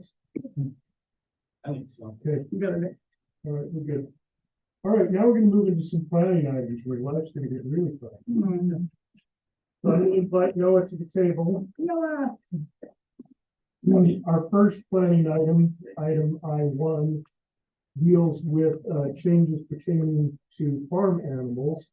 And I just want to remind everybody, for the new people that are not aware, this year, the county took over animal control instead of being a contracted service. And a part of that is that we have to be on one system with the county. So while we have some flexibility in farm animals, we don't have as much flexibility as we used to have, because we have to have the agents from the county have the same set of standards regardless of what city they enter into. So it's a little bit complicated. I did ask our attorney to look deeper into this so that we can answer some of these questions. This comes up all the time. People don't like the way the code is written, but this was discussed for over a year when it was put in place. So I was not here then, but I was aware of it because it was going on every meeting back in that time. Anyway, go ahead. Sure, I'll give a quick overview. If you guys aren't familiar with our awesome animal point system, basically, the bigger the animal, the more points, the more land you have, the more allowance you have. We did receive an application from a resident, Robert Beard. This guy, okay, right here. He informed me that apparently there are big pigs and small pigs. So I've learned a few things about pigs. He's proposing to create a new category. It's in the packet on page 71 for heritage pigs. He's also included some information about the different things like that. And the PowerPoint presentation is also included in the packet. So the proposed language would, because right now a pig is 100 points, and you have to have the pens have to be 200 feet from neighboring levels. But like a cow is 20 points. But he's proposing that for small heritage pigs, that they would only be 10 points. And then it says that they have to be no more than 300 pounds and no taller than 30 inches. That's his proposal. Add that new category. Oh, I guess y'all looked at me. What do you got? I am not interested in having a 300-pound pig living next door to me in city limits in a neighborhood that has a 1/4 to 1/3 acre lots. And an example of this is not recently, they left about a year and a half ago. For 2 years, I had a pig at my little farm because they decided to bring one with them from Arizona and have it in the neighborhood. And it was a potbelly pig and it weighed about 150 pounds. And he was blind and made a ton of noise. And so they had to move him out of the neighborhood. And the closest place they could find to move him to was my place. And I was like, okay, well, we built him a little pen. And I never had to deal with this pig, but I tell you, every time I went out there and had to hear him and was reminded that he was there, it just wasn't happy about it. And the smell that he left behind, I am not happy about it also. So from my own personal experiences with livestock, I don't want to change this. I wish we could make the goats have more points and not be allowed in the neighborhoods to win in on small lots. I think if you have a livestock animal of any sort, you should have at least a half acre to put it on. Animals require space. Your dog has your backyard, but horses and pigs and goats, they all require space and they make a lot of noise and they smell. So I did some, I was curious about this, but I didn't know anything about these, so I went and I did some research. And while I will say that it appears like these, how do you say it, kuni? Yeah, kuni. Appears they stay small. Well, so heritage pigs is a much broader than just kuni. Heritage can be a 400, 6,000, whatever they are, pig. So I don't use heritage. We'll call them small pigs. I did read that they don't smell like a large pig does. So I will give them that. Reading and being around it is different. The most common complaint amongst people on the internet was noise. While the smell was significant, that's no more than like an average dog or something like that. They did say that they are very loud. They are very, they use the word chatty. Well, I would point out that all farm animals are protected on large farm properties. Yeah. And that is still in our system and in our code. And I think that it was given that consideration for a reason.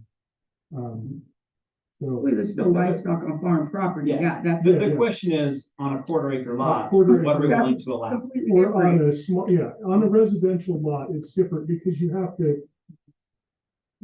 do have to consider that on a residential lot, you have neighbors and they have maybe different standards. Well, But I also agree with Jen. I would argue that a sheep or a goat next door is probably going to be as loud as this pig is.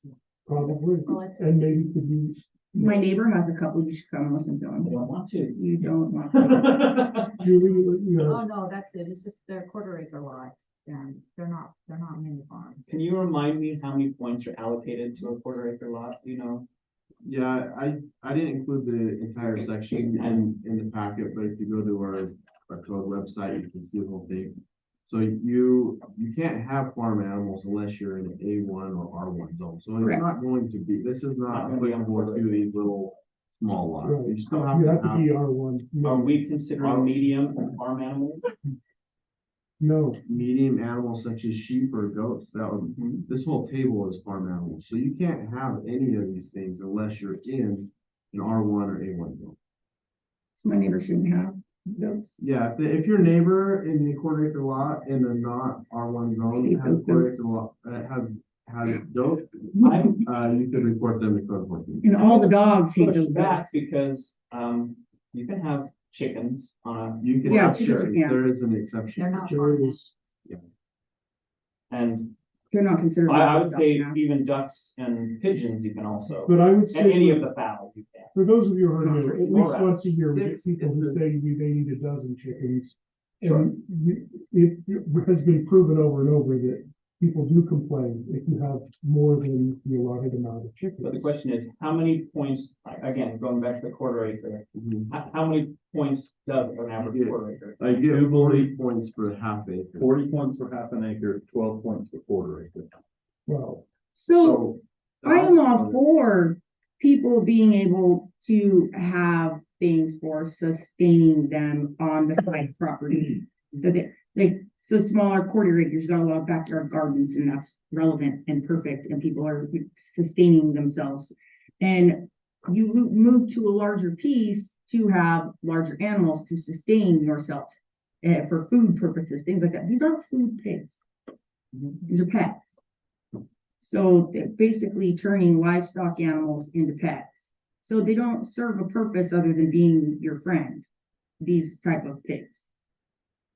That's, if I can talk, since it is. Sorry, this is, so, anyway, the point is you want to have a modification to our code to change the way that we calculate pigs. Well, I guess what I need to have the clarity on is which of these categories are disallowed in an A2, or not A2, R2. Oh, Not You- true. you can have, Chickens. it says, you have 6 hens or 6 rabbits. Okay, Not both. So the normal neighborhood, you can do your garden, you can do your chickens. Or it says hens, so I guess. Roosters and all let's out. call it duck. I mean, if you want to stretch it a little bit. we have that instance a while back. Or if you have some rabbits, that's all allowable in a normal, but when you enter into the farm animal categories, you've got to have an R1 or A1. R1 minimum zone is 12,000 square feet. So what we're hearing is, with that exception, sure, you could make these things 10 points, but they still would be allowed in an R2 or R3 zone. So that means that the R1 is minimum, how big? The half acre? 12,000 square feet is R1? That's about a quarter of the. Mhm. Is 12 points. So there might be So some, that's there why might be some R1 that zones. you would just fall under the 12 points. If you Well, brought them A down. 10-point figure. Yeah, this 10.8. might add So- into some of these small R1 lots out there. Except for a cow is 100. My other issue is how do you go from 100 points to 10? No, I a cow's 20. Oh, A normal pig's A 100. normal pig's 100. Right. All we're doing is having. Sorry, we're- Pigs are just, Isn't that right? well, they're actually really No. easy to clean up after. Actually, they, You know, everyone- yeah, this, This is the. That's my point. Whether to send it. oh, Yeah. yeah, so we're deciding whether Oh. to send it to planning commission. But to be fair to the planning commission, if you're not inclined to make a change, then we probably shouldn't go that direction. I wouldn't be inclined to reduce it to 10 points, maybe 50, but not 10. Like not, that's, I was gonna go to 15 you to know. keep it out of the quarters and maybe move it into the halves or something like that. On a half acre, I could maybe see there being some space, but I'm definitely not on a quarter acre. I lived on a half an acre in Canterbury Park for 23 years, and if there was a pig next door, You would You know. would be grumpy. there wasn't a pig next door, but there was a goat next to that, and that goat kept us up. So do we need to revisit I the don't know. medium animal Just point like- structure as well? Please. My inclination is if we send it to planning commission, let's have it come back and explain what the distinction is between all of it. Maybe some of it needs to be adjusted more than others, but I don't know the difference between a horse or a llama or you or an ostrich and a cow and these pigs. I don't know. So it's interesting though, because emus and ostriches are just as stinky and destructive as pigs. So I'm curious as to why they're so low. Yeah, I- I those are remember we questions I amended can- this at one time, like probably 10 years ago, and it's a can of worms, I'm telling you. Sounds It is like, a real can of worms. sounds like I would like to forward this to planning commission, but I'd like to extend the evaluation to the various point categories because, you know what? It's open now, let's go nuts. If you do send it to planning commission, I would give them at least a heads up that the city council is not leaning towards this.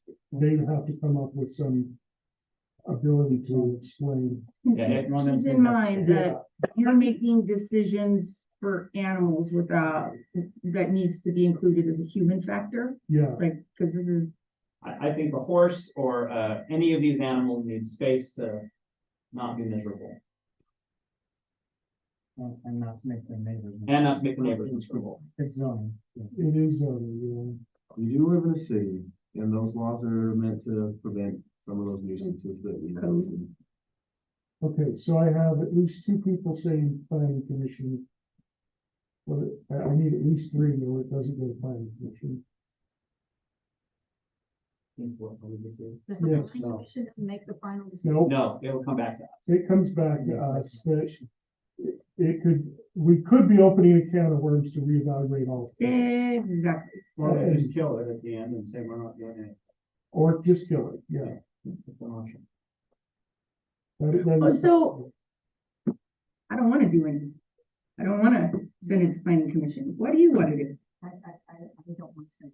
So that's a 2 and 2. Then I will switch and I'll say, let's leave it as is for now. Okay. All right, so this one will not go forward.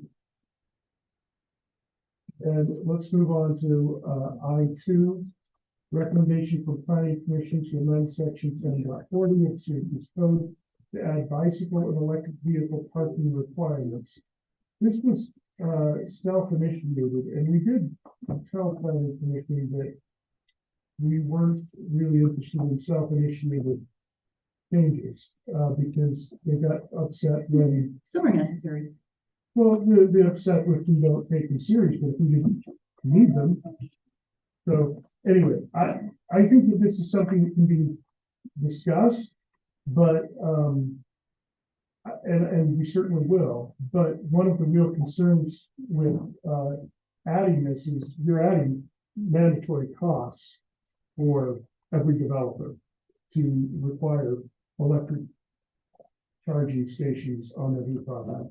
Go ahead, Norm. As a clarification, this does not require electric Yeah, this charging was just, stations on every property. all it says in here was encouraged.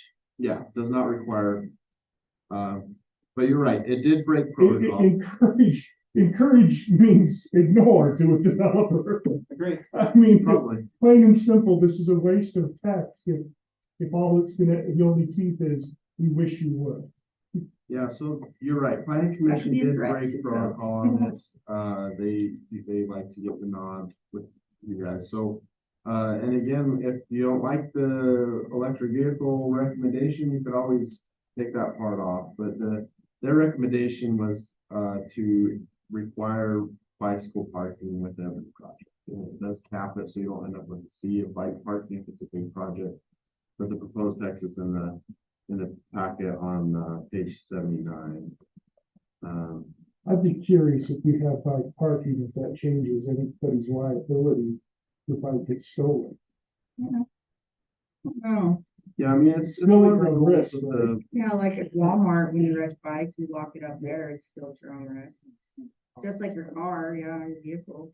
Okay, yeah, I mean, from a planning perspective and a city planning perspective, alternative transportation, a lot of these bike racks are used by our youth getting to places or employees, especially with the rise of electric bikes, people getting around. So we're just trying to encourage alternative modes of transportation, which is consistent with our transportation master plan, our also our master plan. So we're not trying to burden the developers by adding those steel bars.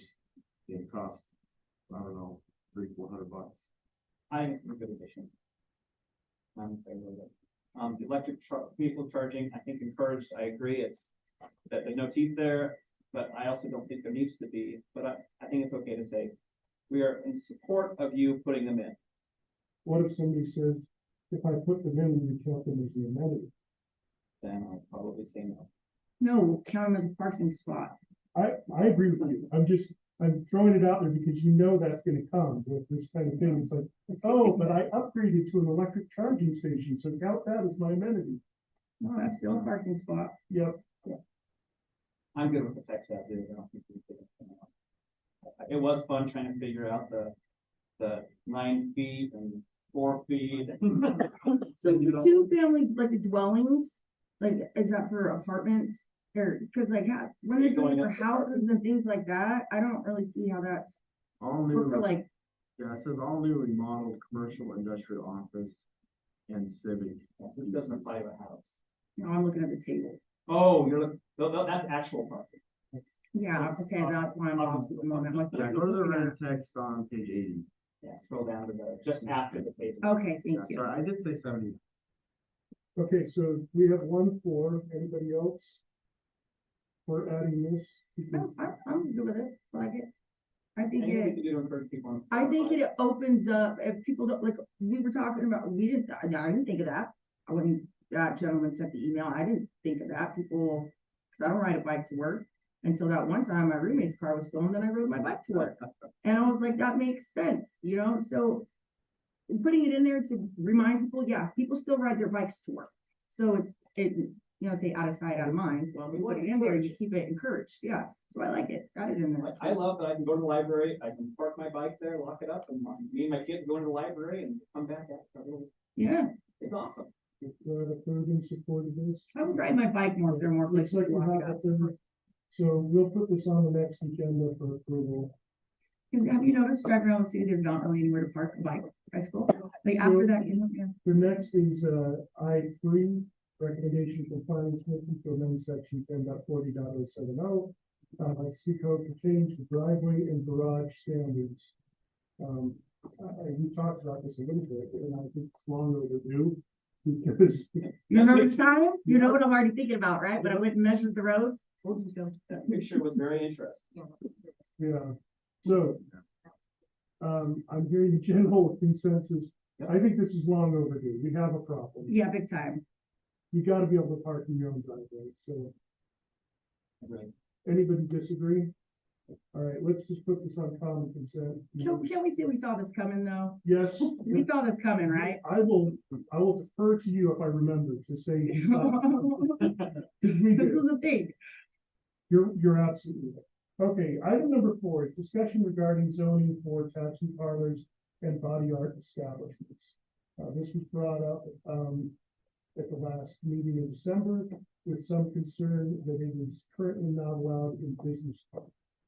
And we were changing one of the buildings, that's being built right now to business park. So it's here for discussion. I think we should allow it. I don't think we're being- Business also, yeah, business also. I wouldn't, I don't think it belongs in all commercial, exactly, but I think business park, which is, a place for it. So my only concern is this, whenever you make a change like this, you have to think about everything that's already labeled business park. Is that appropriate? Because we have, I'm actually more comfortable saying, well, if anybody wanted to apply for a zone change so that they could do this, we could address the zone change. Well, then, no, because here's the thing, if we had to apply for a zone change for it to be industrial, because that's where it's allowed currently, Yeah, then we just had someone apply for industrial and we told them no. right. So if we just change We don't- it to where we allow it, then we don't have to make little tiny okay, industrial spots. But the question that I'm trying to raise is, where is business park today? and so I asked Noah to Yeah. pull up the map. Because if this I would can tell be, you, it's in one other spot, but I'll show you on the map. It's the restroom mortuary. oh, okay, so it's kind of in the same area. I kind of glanced at it to see what effects that would have. So we don't have too many business parks in current. Can you turn your laptop so we can? I can share it on the screen. I'm just drilling into this PDF here on the website. You have a good word.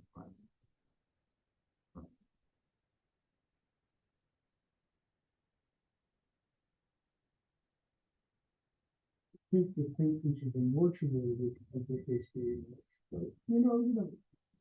Close to an urgent care. You're, I'll live for your back. you know, I never maybe you're needed an recording, urgent you care make while that being decision. tattooed. Never even needed an urgent care after being tattooed. Close to the high school, right? Well, I probably would have went to a tattoo shop in high school, so that's probably not a good thing. Yeah, I analyzed some different ordinances, and some ordinances have certain, density, you know, you can only have one per mile, it has to be so many feet from whatever thing that you're worried about. And it makes sense, honestly, because here's the thing, our cities are surrounding an Air Force base. And if you go to any military installation east of Colorado, the entire thing is surrounded by tattoo shops, loan businesses, and strip clubs. What are you saying? We're doing something right that we don't have that Oh, problem. that's just gonna say, there's a business opportunity here. No, no. Well, The black sheep of this group is gonna revert to being in Utah. We're still in Utah. you know, you do bring up a good point. A lot of cities do have targeted certain land use. There's even an acronym for it in the land use world, LULU, locally unwanted land use, LULU. Can you point it out? And so if you look on this map here, the purple on the top, that's business park. It's the only place. It's pretty small. It's square. I don't see any business. That little tiny. Oh, that mortuary, not the one by the high school. Oh, yeah. So we're getting there. new one. Oh, wait, That's Alright. construction. There's your business park, and the only reason they changed their zoning to the business park is because mortuary was specifically listed out as a permitted use. The other zones probably could have, it probably could have fit into another one, but they like, it made their loan people feel comfortable that it was listed specifically as a permitted use. So I have zero issue adding this in, and I think business park is not as hard to get as industrial would be. So Sure. Yeah, No, I can't tell, is the McBride piece, is that neighborhood services or is that business park? It's not business park, it's neighborhood services. Okay. Yeah, because that's the same color as the storage units. that's the only area in the whole entire city that you would have a tattoo. Well, right. they're for industrial. Or industrial. Yeah, so we would have added Which to is the business park. everything that's around it is industrial. It's becoming Yeah. And there's less no of a- industrial down on 192. You know, I'd say it's one of the trends in city planning where people aren't necessarily as concerned about it as much as they used to be. I did notice in Clinton, it was just a plain old strip mall and it was like a tattoo place. Yeah, but I'm okay expanding this to But you its have- own and You have a mysterious industrial place where Earthworks is. so the thing about, like you said, how like little strip malls, that is a really good use for those little, filling one of those little storefronts that it stays empty is, and that's actually where I met a couple of people looking to put in a tattoo shop, was over by Hugh Hess, is that how you say it? Hug Hess, I don't know, I'm very American, sorry. Yeah, so over there, they were looking for a space over there because it was affordable for them, but we didn't allow it there. So, but it would. But then you gotta think about your neighbors, if your neighbors want it there, and what comes with certain types of tattoo shops. And, you know, like you have to think about the unintended consequences of it. Because sometimes the tattoo shop can start out meaning well, but can gather a shady crowd. And Shiitake doesn't like that idea. so I'm good adding professional law, or what do we say? Business, The yeah. business park. I would to put that the- too. I mean, the business, that's daycare center. I mean, it's a business park. I don't think you get many daycares in business. I don't think You so. get more, you get those more in commercial. Yeah, commercial too, yeah. Well, we do have a business park that does have a daycare center, but the zoning is not business park. If I confuse you. Business park is not what you think it is. Business park, the zone versus the common term of, that's a business park. Yeah, maybe we should rename this. Okay, so I'm gonna put this on for a vote. It looks like it has enough support, so we'll put it on for a vote on our next meeting. Number 5 is recommendation from planning commission regarding amendments for section 10.92 regarding mixed use zone. Can I ask a question? Yes. Back up? Did that need to go to planning commission? It is a land use thing, so yeah, it should. Okay, so send it there first. It won't be on our next agenda, but it will be on a future agenda. Thanks, I'm like, I didn't catch that. Thank you. So let's go to mixed use. There's been a lot of discussion about what mixed use should be. And that we may be a little too free with the current zone. Wait, you were on planning commission for this, right? Yep. So what did they have to say about this next? He wasn't on when they discussed this, but He's on when that first was When they created. first came. when it was, It was first created. Yeah, they've been talking about this in planning commission since, gosh, what was it, like October? Yeah. We were October on 17th. that minimum project area. And then- what was it then? I think it was originally 8. It's much less than what I thought. So What did you think? currently, there is no minimum. Yeah, it was taken off Project too. area. Originally it was 8, if I remember right. I think you're right. What was the history of it? What you got? They were talking about a percentage of the project. It's more about the ratios Yeah. than the reoccurring debate topic. Yeah, that's, How much commercial, but didn't we just raise that to or we No, started? it's part of talking about this. it? Okay. It's in Yeah, the- but so the ratio of itself is like how much business to To housing. housing. This is what size we're gonna allow it That's to right. start at. There's two parts that we're reviewing today. so yeah, if you look at the ordinance here, planning commission, well, we talked about it at city council and then it went to planning commission and so it's gone full rounds. They're recommending a minimum project acre of 5 acres, project size of 5 acres. And they're also recommending to increase the ratio of the required residential to commercial, up, so, 50, 100, and 333. And the rationale for the 333 is it would be a third. If it's a 3-story building, the whole first floor would be commercial. So that's, yeah, we're on page 93 again. And so currently it says 24 square feet for a 1-story, 36 square feet for a 2-story, and 56 square feet for a 3-story. So they're increasing them by a lot. It just makes it so if you're going to build an apartment complex, you have to have like a pretty significant commercial component. And of course, you heard the people that were asking about the minimum project acreage and as far as like the applicability of where you could build an MXD, it definitely limits the applicability. And if that's the intent, that would definitely limit that. But we do have our town center overlay zone that talks about recommending mixed use more than in other areas. And so it would, and most of those parcels that are available within the town center zone are going to be less than 5 acres. Less than 5 acres. But So that's factual. I think that we have to keep in mind that the purpose of the mixed use was to bring business. And we found that the first uses of mixed use did not bring significant business. It did bring some, but a lot of them brought really just mostly apartments. And so the purpose, if we're going to get back to the true intent, it does need to bring more business than we've been getting. Yeah, I think everybody's on board with the ratio.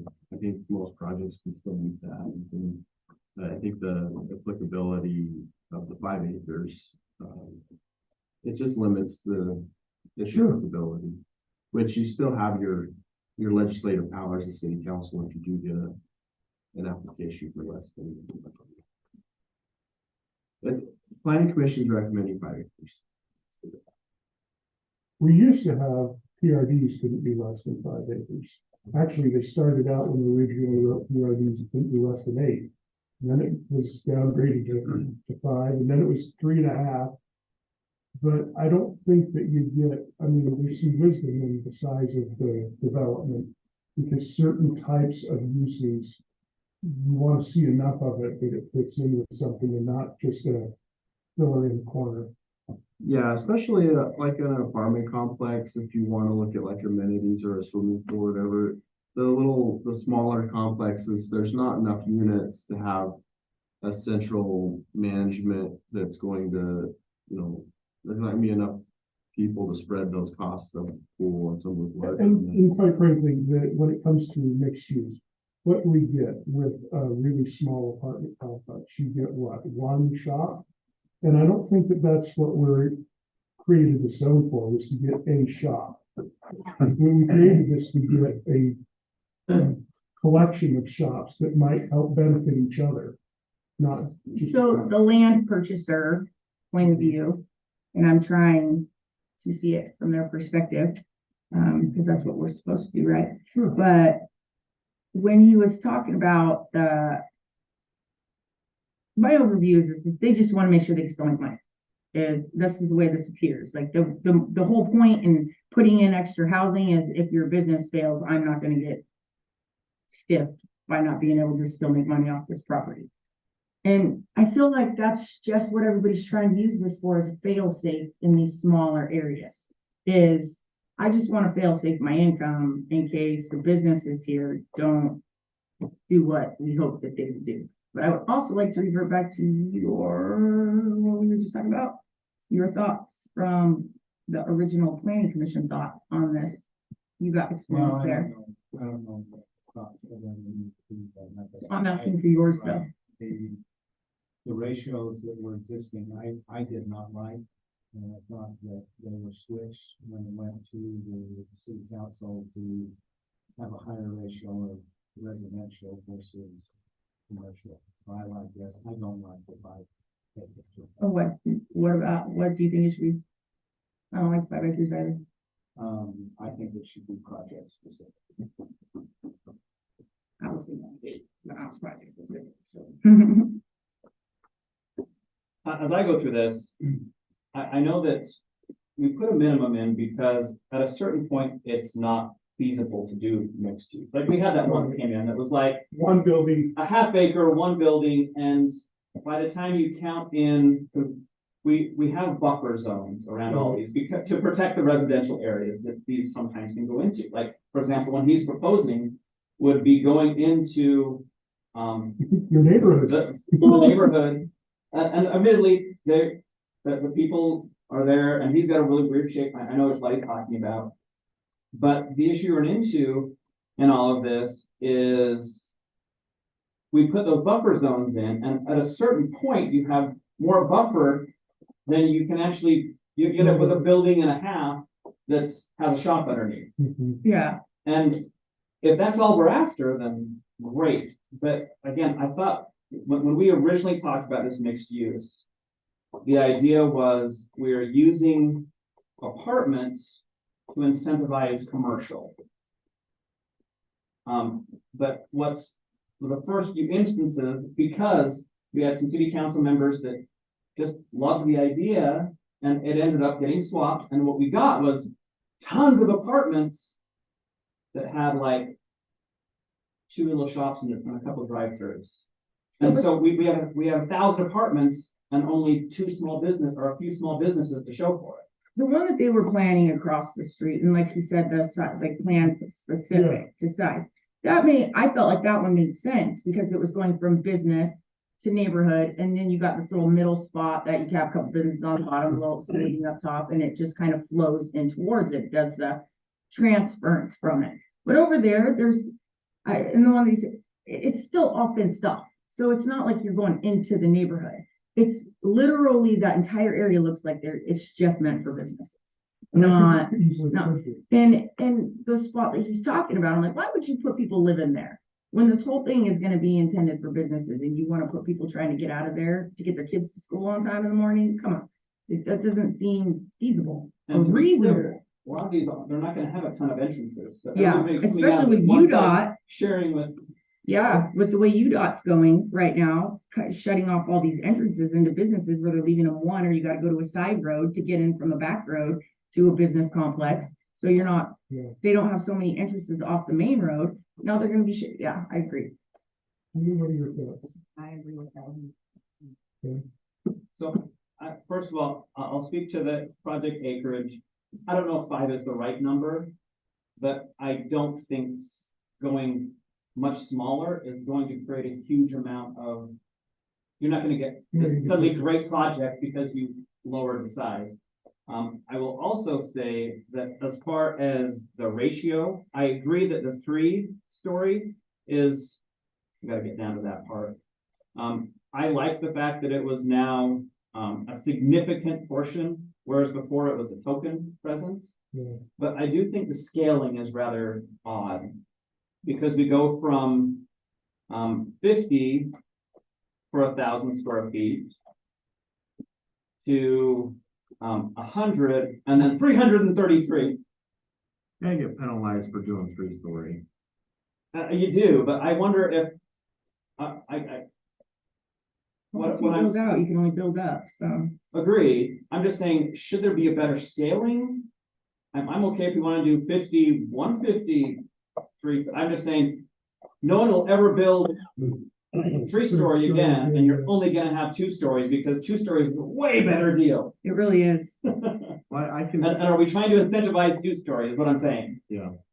I can say that we do have an application for MXD that can make the 333 work. No, I agree. That's great. I'm just saying, I think the two-story should be, A little probably higher. 150, so that there's at least some type of scaling factor. For every story you add, there's a delta. Well, but then there's I think that this kind of looks like it went off of the 24, 36, 56. How they, I don't know, it seems more comparable to the lined out number than it does the in ratio wise. Sure. Okay. I'm thinking we need to move this on to the next agenda for discussion. And I don't think we're gonna reach the answer tonight. I think there's gonna be some more research needed. And since we've been here over 2 hours, I'm gonna put some recess for 10 minutes.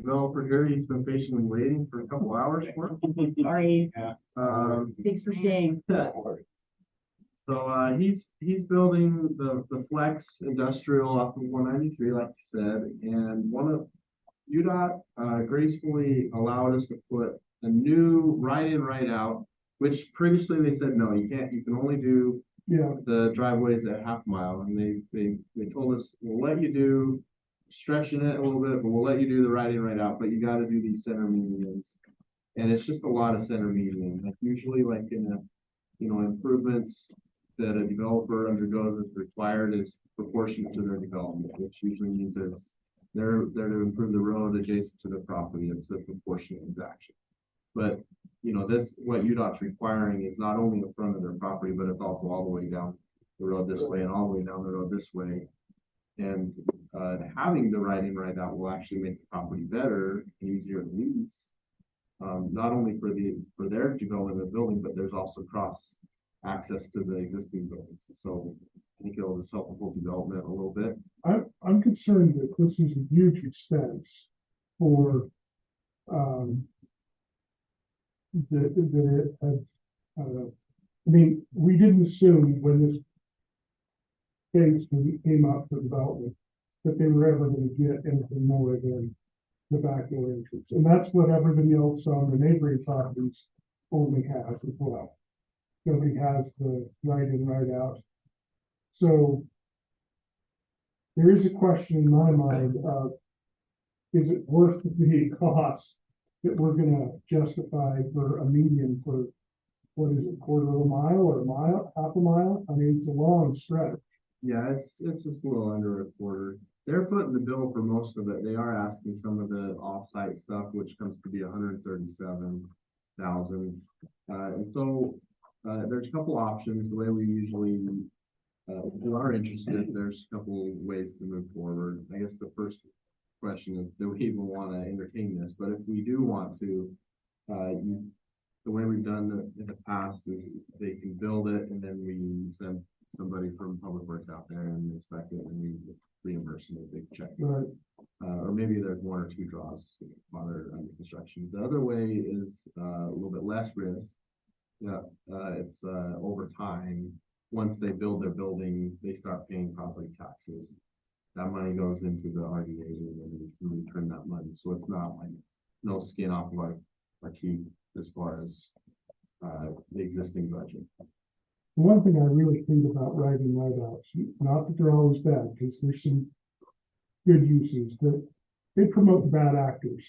I mean, you get people who are like, man, I can only go right in, right out, but I want to go left. So I'm going to try anyway, or where do I do my UE? Because You got the the pork median, chop and you yeah, just go over. you it got the if you have to median, tire. so yeah, so it is one of those situations where I don't want to promote bad things. Well, that's why UDOT's requiring the center median. Right, because of they the don't want people to do so- that. There would So be yeah, accidents. you literally would have to drive a long way down the road for a quarter Right. mile and, so it would.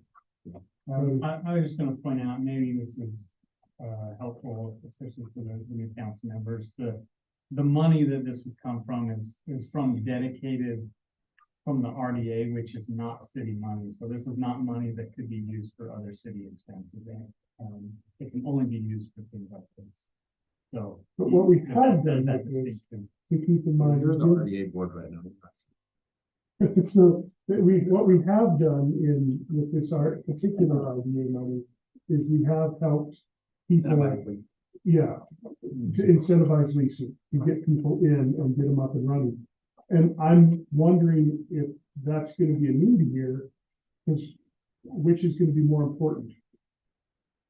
To get, because I know that, the Freeport Center has some low rates and they're nearby, so that's the competition.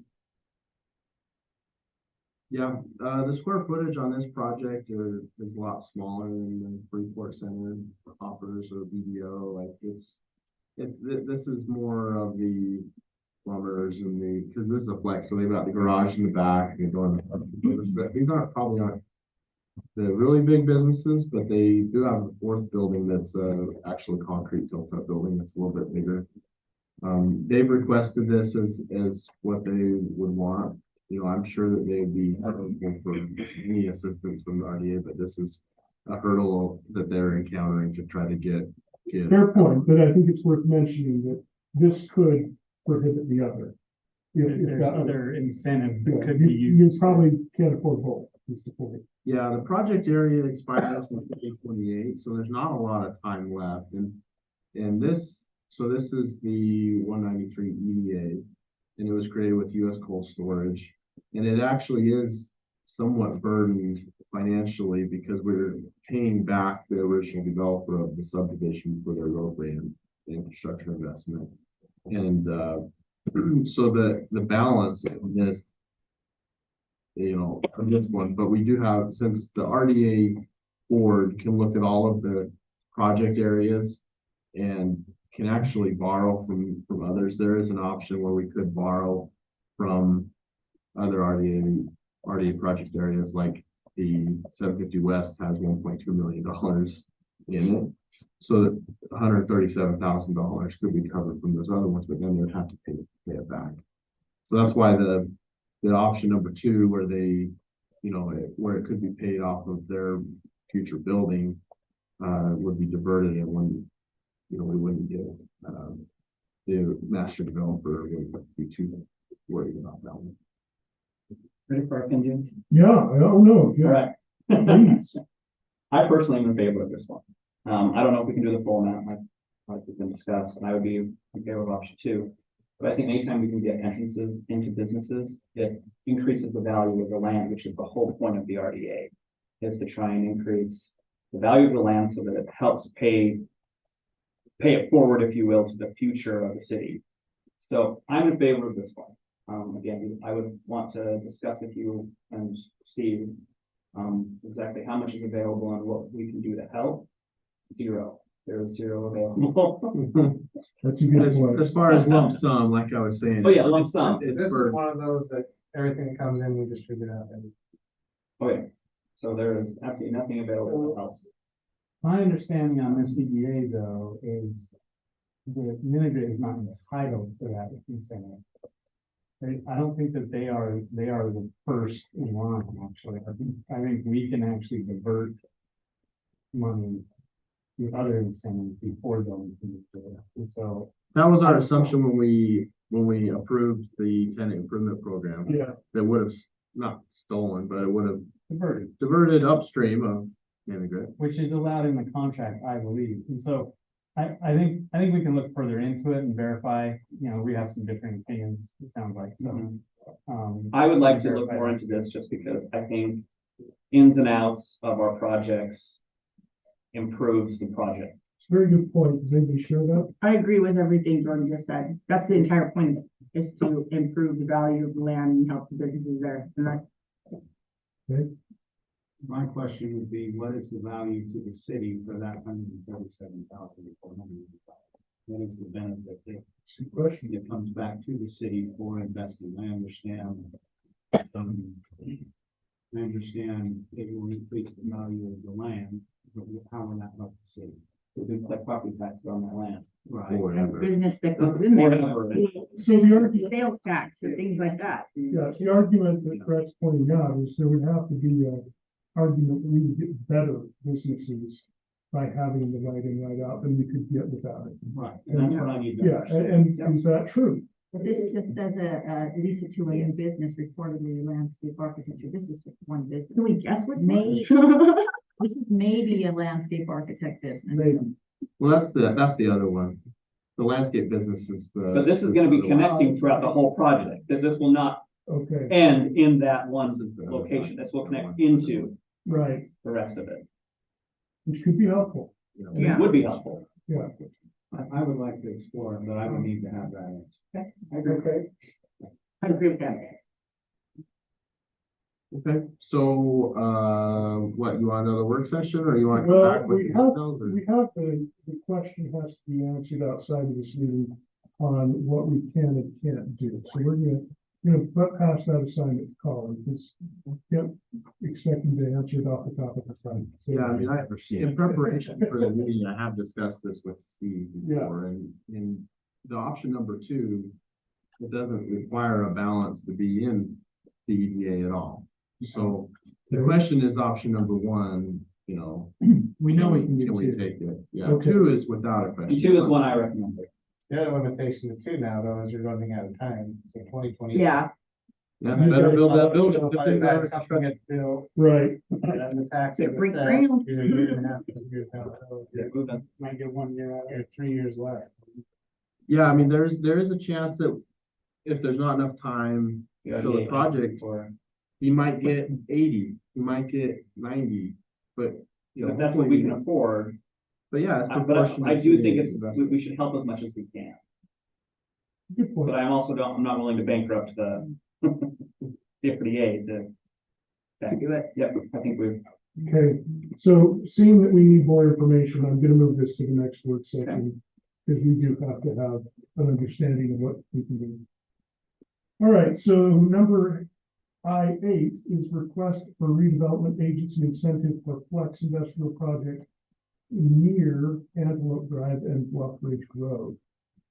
Okay, so this is the, it's not very often that the city council gets to consider two of these in one meeting, but occasionally you gotta put that other hat on, right? So this one, the owner of the property, Mark Dane, he's sitting here in the audience, approached the city and talked about an opportunity for a new building, like you were mentioning just a minute ago, a landscaping company potentially, but I believe it could be a variety of businesses. But the idea of adding a new building where you probably couldn't get it before, it will have increased property taxes and it will increase with new employment area, it would increase jobs and things. But the only reason that it's so remote is because there's power line corridor and you can't build a building underneath corridor. So then that pushes those utilities further away, and then that's just a big hurdle for the property owner to get there. So his request is included in here. It's the same situation. The only difference is it's in a different project area. The 750 project area has a lot of money in it. It was like one of these older ones where the terms were more favorable in the project area. It was a lot longer. This one, I don't think it expires till 2031. So there is money in there, but everything has an opportunity cost. So we haven't really had an in-depth conversation about how we want to spend that $1.2 million. I know that we've kind of kicked around other ideas. Let's see, what is the request here? The 280, I want to say, because as it grows, or as the property taxes grow in the area, it will continue to generate more revenue. But right now the balance is around $1.2 million. But what they're requesting was the 280. 281, thank you. Okay. Yeah, same thing, yes or no, or which option? on this one, I know we already put in significant amounts of money for this on the order of, hundreds of thousands on this same project to build the road. And so I feel like we've invested in this particular piece of land in the past, and on this one, this is much more than we were talking in the last one, and that one will create a lot more jobs than this one would. I just don't feel like the bang is worth the buck, or the No, so juice is worth the squeeze on this one. I will say that for the record, that the road we did help put in did enable several businesses. Mhm. So I think it was Absolutely. a very good expense, the one that we did. Other thoughts? I have the same question. this would definitely be an option too for me. Wow, So I got I don't know the juice is worth the I squeeze. got a question. You said that we put money into this already, right?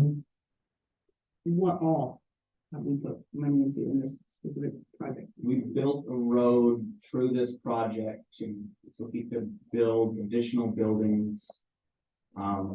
that were, in fact, do you want to pull up what we Yeah, I could paid share. for? So this was the Trico, what we call the Trico incentive. And it's a couple years ago, don't quote me, but I want to say it was about 350, Mhm. 50,000. And you see my mouse here, so that helped pay for this cross access easement here, and then this. That cross access gave us Jack in the Box, Yeah, that helped facilitate that increase. which was actually.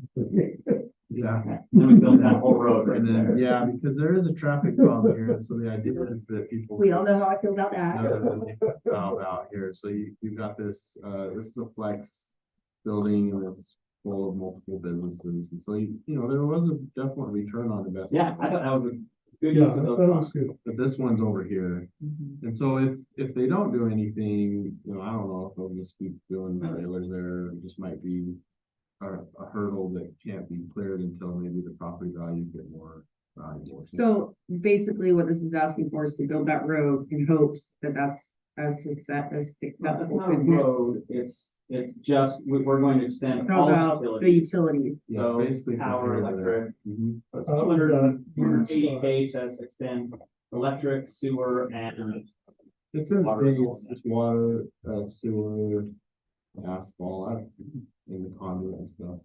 And possibly a fair question is, at what point, what is the break even point whereby you feel it is? It's like worth your it? last question for the last one was, how does the city get money? How do we make money back? Like, I know it's how we use the RDA putting into projects, but how does the city benefit from us putting into the? Yeah, if the ask is 281, I mean, it's is 100 the break even point, where above 100,000, it's no longer worth it. But you Yeah, go this- up to 100, so those are fair questions.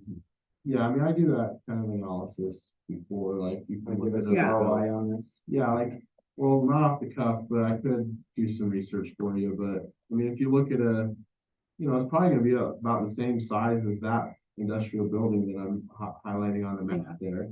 I could look at the property taxes and. Well, I'm looking at how much they- But what you that, put in the that one has a packet, lot and it's more way acreage smaller. associated with it. This is like a little tiny, Yeah, and I understand why it's forced there. I understand why it's forced there, but Power it's- corridor. yeah, but it's way smaller. I mean, I think you But can that would separate return- buildings from land.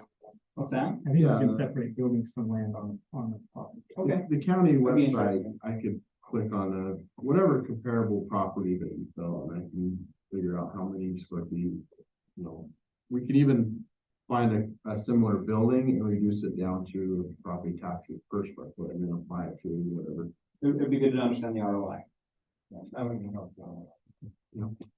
That's probably, yeah, I can. thanks, Noah. Okay. So it looks like we need more information on that as well. So I'll move that to the next work session. These things that we're moving to a second work session, the goal really is that we've got to be able to come to a decision. So if there are any other questions that anybody else comes up with, make sure you pass them to Send them on. staff so that we are prepared to conclude in our next meeting. Now we're going to move on to our police department biennial review. Well, they're all here, I'm so. really excited about this. Come on in, kid. Anybody patrolling when you're all here? Welcome to the safest room in the city. All right. All right.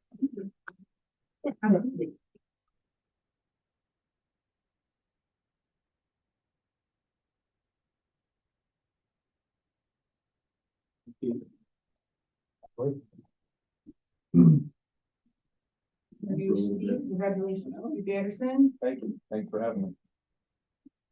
Sorry. I don't know why it's not in the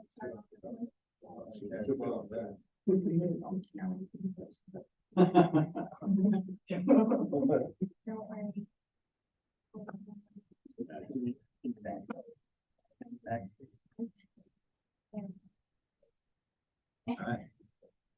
Mayor and council, thanks for letting me be here tonight. To the new council members, so basically what I liken this to is if I were presenting to you my state of the department address. Okay, so we do this every 2 years per department. It's really up to you whether you ask questions in real time as you go through, or whether you want to save them until the end, I don't particularly care, so you run this how you want to. So we'll start off with our championship ultimate frisbee team from last year's Syracuse Olympics. Very happy bunch of bullies from what I hear. All right, so for Syracuse Police Department, we have a motto called setting the pace. PACE is an acronym for our guiding principles, which are pride, accountability, cooperation, and excellence. The way I look at this is these are our guardrails, all right? Officers are going to make mistakes from time to time, but as long as you keep yourself with these guardrails, you're never going to get so far out of whack that we're going to see careers get destroyed. We're going to see citizens targeted or injured, or, we're going to see the trust from the community erode. So the topics we're going to go over today are up here. I won't read them all to you. I'll just have Marisa leave them up there for just a second. I'll give you an idea of what that is. Perfect. So what I would tell you is, we do this every 2 years in front of you. I do an annual report every year. So you can find these on our website, historical, starting from when 2017 was our first one. So they're up there every year. You can get all this historical information. First things we'll go over is department expectations. So the city council several years ago set these expectations for the department. I just like to give you an update on how I think we're doing. So in our vision statement number 1, the department is well-trained professional police force. So the state requires us to have 40 hours of training a year. On average, over 2022-23, we had 96 per officer. So that doesn't include things like college courses, their field training time, K9 training, stuff like that. Okay, things that are very specific to an individual. Some of our training highlights. So we had 3 during this time period. We had 3 members graduate from the FBI Command College. That's a week-long intensive leadership school. So Chief Anderson, Sergeant Carter, and Sergeant Candy graduated from that. Our active shooter training. So the last time I was before the council in this setting, I told you about a training I had arranged where we were getting expert level training through the federal government. Didn't cost us any money for our SWAT teams to go through a 4-day active shooter training. And the idea was they would take that training and then use it to teach all of the officers in Davis County. Therefore, we get practical and standardized training. So I know that if Bountiful comes up here, they're going to be doing things the same way we are. Right? I'm happy to announce that was completed. Excellent training in this past year.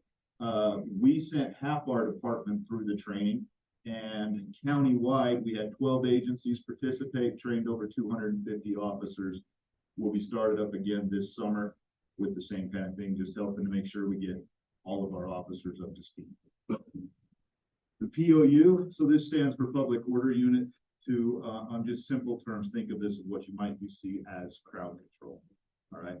So this didn't used to be something we had to worry about. Now it's one of those things you just never know. This is sort of like insurance training. You do it, you pray you never have to use it. All right. But we sent half of our department through. The entire department is either currently equipped with that equipment or it's on order right now. So we're really close to having that. The duty to intervene.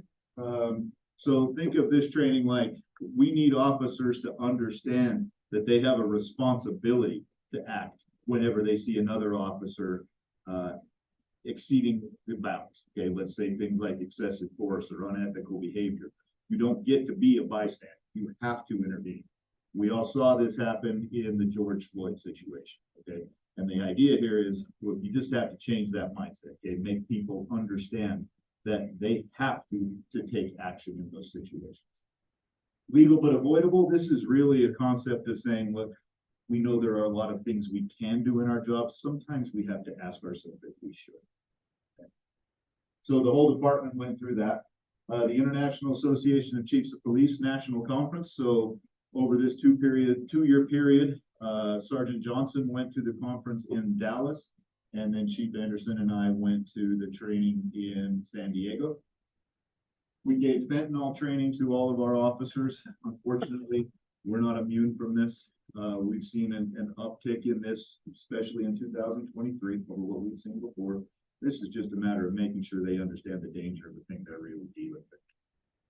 And then the homicide and infant death investigation. So we did an analysis of our investigation group, our call out group, and we said, look, we're kind of, we need to increase our skills in that area. So we put the majority of that group through these 2 trainings just to make sure we were better able to respond. I point to the accreditation logo there to remind you we are an accredited agency. We were the 12th agency in the state to achieve that recognition. And then the symbol up there for the FBI National Academy, the Utah chapter. I put that up there so that this past year, Brody allowed me to run for office. I was elected, so I am the vice president of that chapter. 3-year commitments.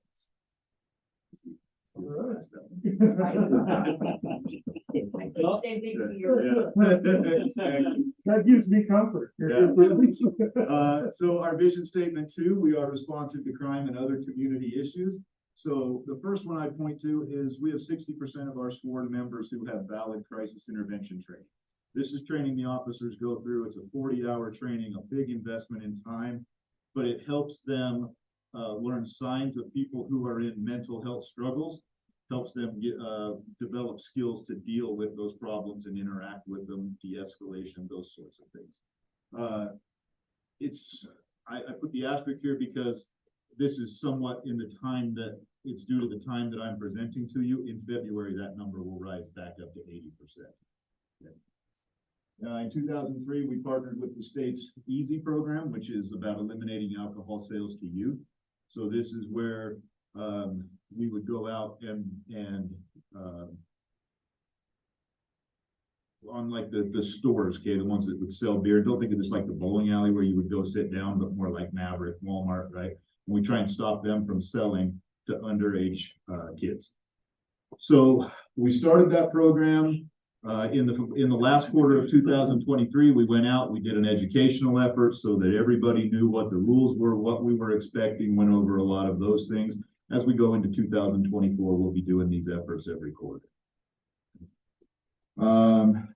Our rates of crime against person and crimes against property, you'll see later, those, minor fluctuations up and down, but overall have remained steady for several years. The council, you worked very hard to get us back our DARE officer and our Metro Narcotics agent. We're grateful for that. We're starting to see the benefits. So our DARE is back in operation. It's been a great thing. We're getting the truck redesigned. We got this cool new logo system that Josh is going to get to brand as part of his own program. So that's really exciting. And then for our Metro one, this is a lot to remember, so I'm not going to try. I'm going to read this to you. So our Davis Metro Narcotics Strike Force was recognized as the outstanding drug task force for the year in 2023 for the Rocky Mountain region.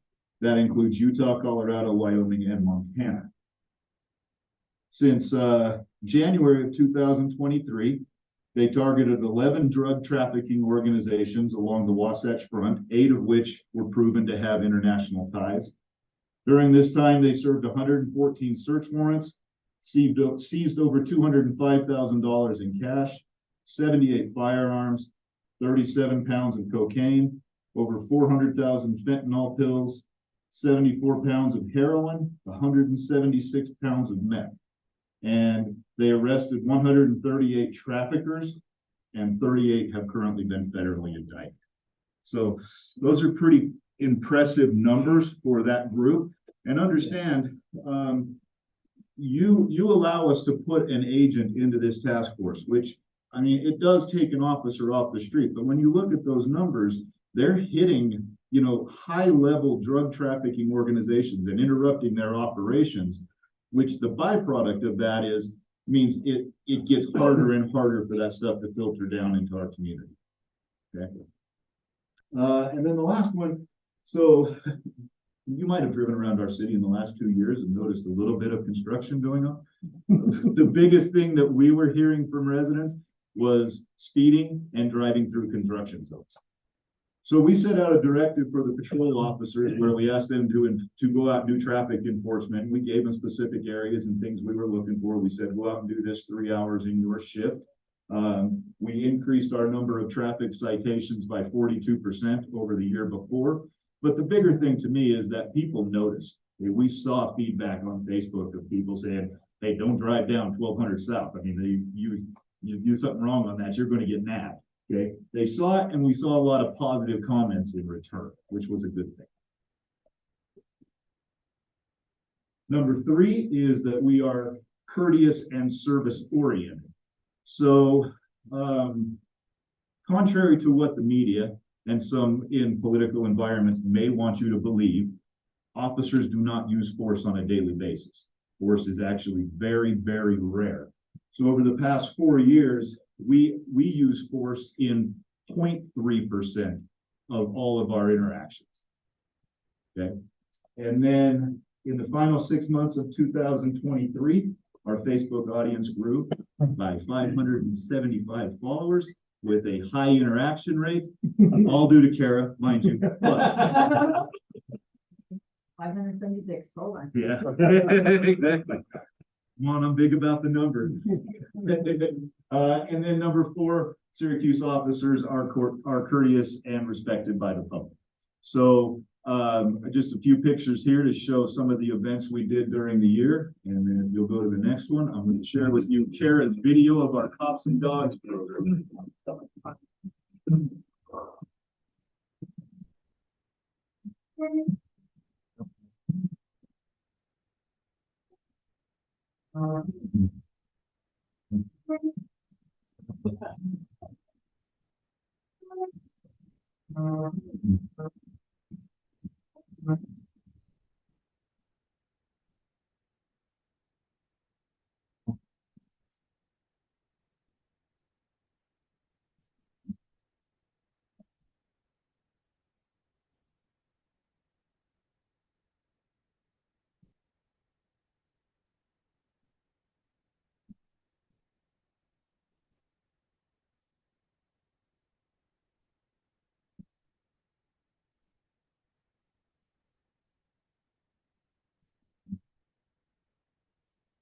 So that was our first year doing that event. It times up with National Hot Dog Day.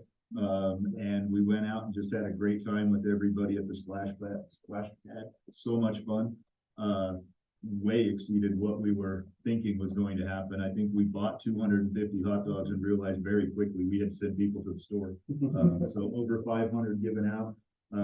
Special thanks to Councilmember Carver for her, not only her help in getting that off the ground, but your help in so much fun. serving on it that day. It was a good That was a time. good day. So we're already slated for it on the 17th. July 17th. Yeah, so I hope it's a fun thing that we continue to do. Chief, in the future, it will be a misdemeanor to put ketchup on a hot dog. A traditionalist, huh? Mustard only. I always heard that was just for brats. It is. No. Chicagoans. Yeah. Well, they put pickles on their hot dogs. Yeah, they do. It's delicious. Okay, so this slide gives you a historical information on our activity volume by year. So, you know, I'll let you just look at what these say. The one thing I will point out basically is remember that 2020 and 2021 were heavy in the pandemic. So those had an effect on those numbers. We took them now, so that's good. Yeah. So this is just a graphical representation of the slide you just saw that shows you basically the activities. Okay, so this one is basically a crime graph, okay? And I know it gets small up here. So basically we've got our comparison cities across the bottom, the ones that we use for our benchmarking, okay? West Point is not included because they don't have their own police department. If you look at it here, the blue lines on all of them are 2020, the white 21, and the green 22. This first column is crimes against people. Think of this like assaults, sexual offenses, homicides. The next one being crimes against property, stuff like retail theft, motor vehicle theft, property damage like criminal mischief, vandalism, that sort of stuff. All the frauds, those sorts of things. And then the last one, crimes against society. This would be stuff like drug activity, weapons offenses, prostitution. The one thing I would tell you about that is it can be really heavily dictated by how involved your patrol officers are on the street level. Okay, I mean, if they don't ask anybody and try and get into vehicles to try and stop drug activity, we could drive that crime to nothing, right? But this looks like this, much to their credit because of the work that they do. All right, Be interesting to see this graph rescaled per capita. that would be interesting, wouldn't it? Yeah. We should do that. Let's do that. You should be. So this is the information you just saw, calculated out per 1,000 residents. Okay, now just understand this is a comparison of the last chart I showed. So we put all of those crimes basically like in a bucket and said this would essentially say out of 1,000 residents, there's a 30, or there, you might have 30 crimes occur within that 1,000 people. Okay, but understand this is not like what you would hear when we say your crime rate. That's a much more tailored, streamlined number of crimes. There's only about, I think, 7 of them that they consider when they do that. And I tell you that because if you took this home and said, oh, I wonder what our comparison is to Chicago, and you saw that number, you would think we were equal to Chicago, okay, because the crime index is different. So this shows everything that I just showed you, but broken down for 1,000 residents. Just important to not get that confused. The banner's up on top. I'm not even sure what the top of that one is. It's okay. I'll fix it. So this is your sworn members per 1,000 residents. Okay, so this would be your number of sworn officers in your department per 1,000 residents. You got police? We do have this. So what I would tell you, a couple things about this slide. If we use the population number that Steve used in his last annual report, and you wanted to reach that level of 1, which is pretty much the average among those, that would take us, we'd have to hire 6. Okay, now, truthfully, what I would say is we just need to take measures. We may have external stuff that happens, okay, that we can't predict and can't fully foresee right now. That may require us to move to that level. But what I think we need to do is just make a concerted effort to make sure we're not going down. All right.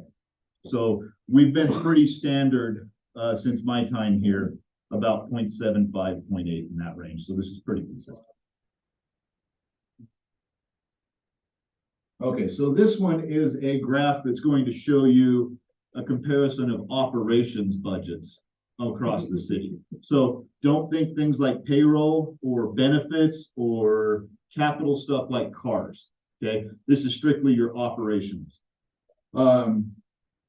So that shows our comparison cities. And I would also remind you about all of these stats. Look, this information is only as good as the public available stuff that I can get, right? So I wouldn't run to Vegas with any of this stuff, okay? But it is all obtained through the exact same sources and through the same methods. So the comparisons are fair. This would show the amount of operational budget that essentially would be dedicated to each officer. Okay, so again, you can see Layton gets up there pretty high, right? But they're also going to have a much higher crime rate than we are. So this would be a mutual aid slide. And I give you a 4-year reference just so you can see what it is. Now, when I say mutual aid, really what I mean is a call came in from a resident in Syracuse, and we were not available to respond. We had to ask another agency to come take that call for us. Okay. The point that I would show you on this one, it looks like we had a huge increase in 2023, but please remember, Layton graciously held all of our calls for a 24-hour period while we were in mourning over Heath's death so that we could all attend his funeral. And then there were a few that we know of where there were conflicts of interest. So that number is not as inflated as it looks like right there. Okay. So overall, what I would say is just don't forget, this really is a safe place to live, work, and visit. We're very fortunate. This SafeWise company, they put out their list of safest cities in Utah every year.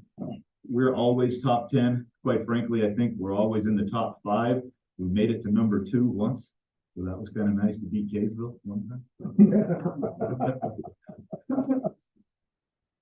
Okay, so any questions on any of the comparison information so far? Fantastic. All right, I'm going to move into the next one. Now, what I would say about this, you all saw the memo in your packet. I spoke with the mayor beforehand. We're going to just basically make sure that you understand what this is, and we'll talk about it after the presentation's over, okay? But the gist of this, Officer Walcott has been deployed on his military orders. The earliest he comes back is January of 25. So his patrol crew is now short 1 officer, okay? And the ask that should say this, what I'm asking from the council is that you allow the resources necessary to backfill that position, because we will be without him for at least a year. Okay. We'll move into some of our future considerations. Who knows what this is really going to be? Go ahead. First thing is growth. All right. Some of this we've already seen. Some of this we can anticipate. We know that Costco is going to bring a lot of traffic. Okay? That's the point of having a Costco. It brings a lot of people here. Okay. We know that we're getting more multi-housing or high density housing, however we want to call it. I mean, it's coming. Okay. So growth is going to be the biggest thing that we face. What you're going to see on this one, again, this was in your packet information. So this is our current organizational chart. Highlighted in yellow are 2 vacancies, okay, that we have within that right now. So we haven't filled one of the lieutenant positions, the lieutenant position under this format. We had 1 officer leave in December. That's why we have that one. Officer Walcott's crew would be here. So there is technically 1 vacancy on that one as well. And the orange on the traffic officers, the council has already authorized those positions. We have them identified pending any involvement in promotion from those officers. And the issue is we just have not been able to deploy them in that role because of all the training that we've been going through with our new officers. So currently 29 officers, 3 civilian staff. Okay, this is my vision for where we should take the department up through fiscal year 28. Okay. The idea here is everything that's in orange is either new or has an adjustment to it. So starting on that corner, the records supervisor. Few reasons for this.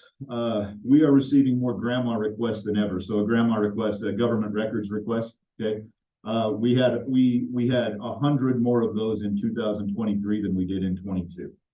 People seem to be requesting video more. So understand when they request video, we have to go through and watch it all and then redact anything that may be protected information. Okay. So for example, an officer asks someone for a social security, you have to go through and edit that out. Okay. So roughly for every hour of footage, it takes us 2 hours to review it for redaction purposes. Okay. Then we have the consolidation. So we just joined a consolidation with all the agencies in Davis County to be on 1 records management system. And all of the meetings and everything that goes along to make this actually work, it's pretty daunting. Quite frankly, I do not have the time anymore to be on the front line of this. I need someone in our department who has the ability to speak on behalf of the department and has the expertise to do so. For clarification, that person doesn't have to be a sworn officer, right? It would not be a sworn officer. Yep. And it is not an increased position. This would be a title change for one of my administrative staff that's already there. The records staff, we would be adding 1 part-time. Just for clarification, it's not only a title change, there are changes in responsibility. Yeah, absolutely. Sorry. I tried to make it so that we knew it wasn't an additional person. So out of this one, what we would be adding would be 1 part-time records person. Okay. Moving across. So right now we have a system where we have our assistant chief of police is over patrol. The lieutenant's position that we're getting ready to fill would be over support services. What I'm proposing is we go back to our 2 lieutenant system. When we went away from that, it was the right thing to do. I believe that 100% because we needed to push supervision down to our lowest levels, and we were able to trade, if you remember, that lieutenant for 2 sergeants. Okay, so something's actually a really good move for us. So in this circumstance, we would bring the patrol lieutenant back. Then we would divide the 2 patrol crews we currently have into 4. So you can look at it and say on crew A, you would have like a day shift crew and then a night shift crew, each crew having their own sergeant. Okay, this reduces the span of control, put the sergeants closer to the officers. It also helps with things like evals, because a sergeant right now he could not have worked from someone on his crew for 8 months, and he's still doing their eval. And then we would add 1 detective and a crossing guard coordinator. That is not a sworn position either. That is essentially just one of our crossing guards who has the responsibility to do coordination. So this would put us to 35 sworn, 5 civilian. Again, out of those 5 civilian, 2 were part-time and 1 is seasonal. So the cost of that is much smaller than if they were full-time. And this keeps us at the predicted rate population in July of 27. This would keep us at 0.75 per thousand. So it's not increasing, even though it looks like it. So with adding the lieutenant and patrol sergeants, how would that work with your master officer? So the master officers would go away. Now, what I would say is, for sake of argument, let's just say that the master officers are the ones who promote. Okay, so the master officers would then become those 2 patrol sergeants. And then we would keep the 1 in support services until the end of this situation or this plan, okay? When we put the crossing guards coordinator in, and then the master officer would come off in support services too. Okay, questions about that? In your packet, what I gave you was sort of an outline of what you'll see me asking you for in every budget year going forward. I gave you only the salary information, all right? Steve plans for the highest level of benefits because you kind of have to plan that they're going to have families, right? You can't say we can't hire you because you're married. But so that's pretty consistent. What I would say about the salary stuff, remember that's based on today's dollars, all right? So whatever changes go through, but they would be proportional. And then it doesn't include anything like the vehicles or equipment, those kind of things that come with the office. So basically every time you add a sworn member, you add a vehicle. Depending on what they are, the cost of that is pretty significant difference. An unmarked vehicle versus one that has, the full light bar and is all marked up, it's a pretty sizable difference in the cars. The one I would point back to, just so you know, in the list I gave you in FY 26, that is the budget cycle when if you approve that backfill officer, that's the budget cycle when you would actually recognize or realize that full cost of that officer coming in. But that's also calculated into my request. So there was only 1 officer asked for that. Okay. All right.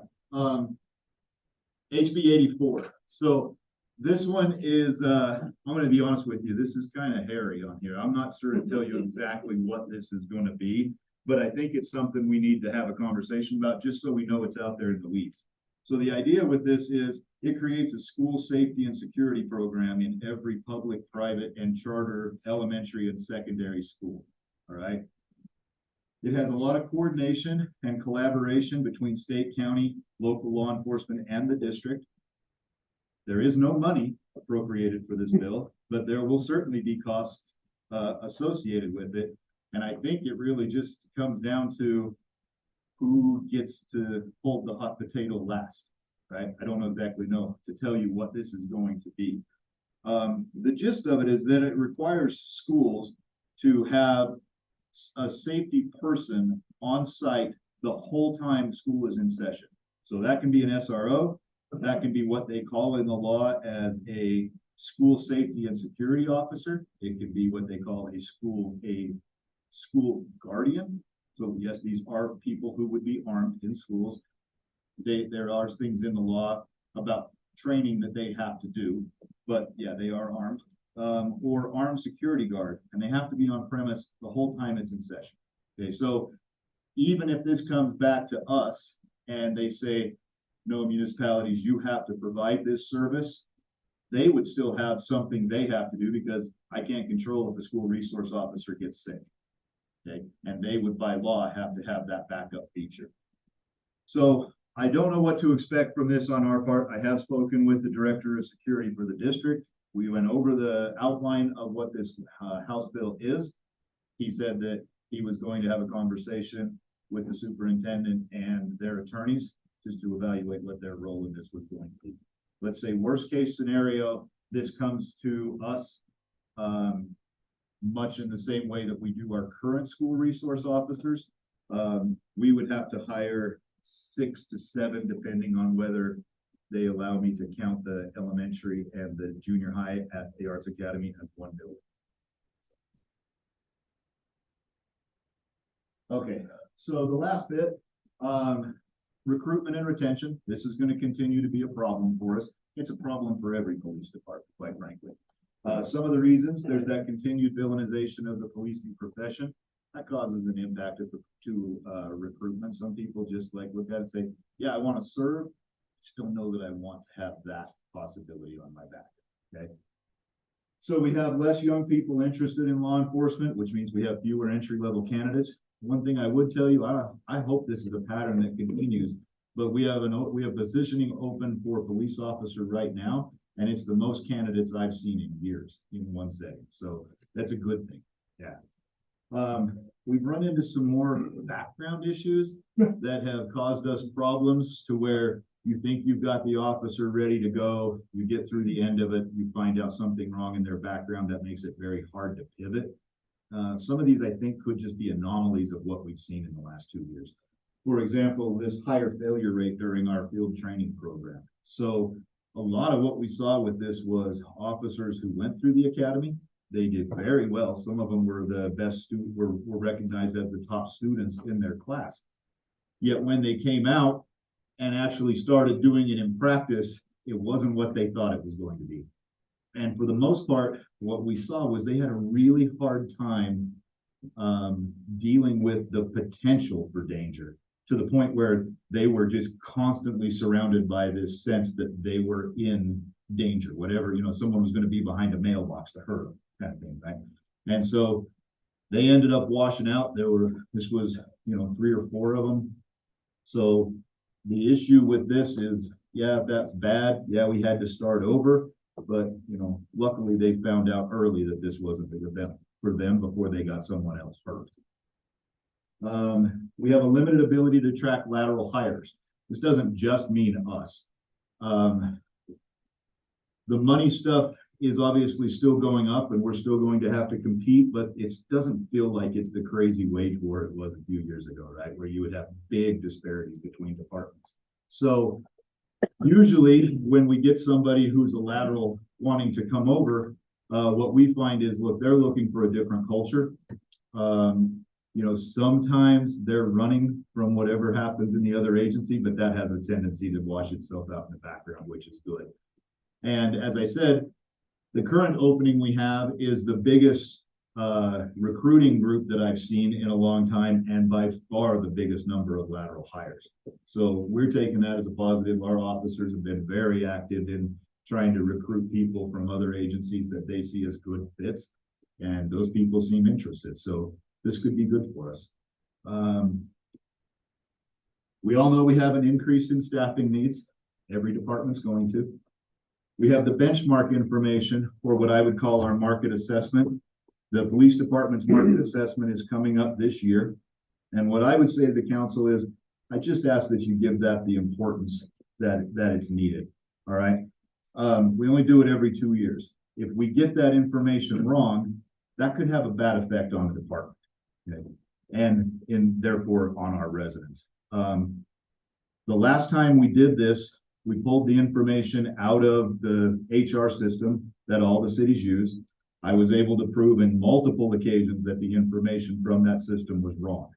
Now, I'm not going to tell you that it's wrong now, that people didn't update it, but I'm going to say we have a method in our policy that says we can use third parties to verify this information. personally, I think it's of that level of importance. So that just my pitch for that piece. Sometimes we get into, look, other agencies are doing incentives that we don't do. So when we're competing against that, you know, we may have agencies that are doing hiring bonuses or retention bonuses or 401ks, or they're adding retirement pieces to their tier 2 officers to make that system more palatable, more like the tier 1 system. I look at it and say, sure, it would be great if we were able to do those things and make it more of an incentive for people to come here and stay. But you know, I think there are a lot of other reasons why officers come to a place and why they stay there. And money isn't always the top, but anything we can do along these lines to help, I think can be considered when we look at these market adjustments.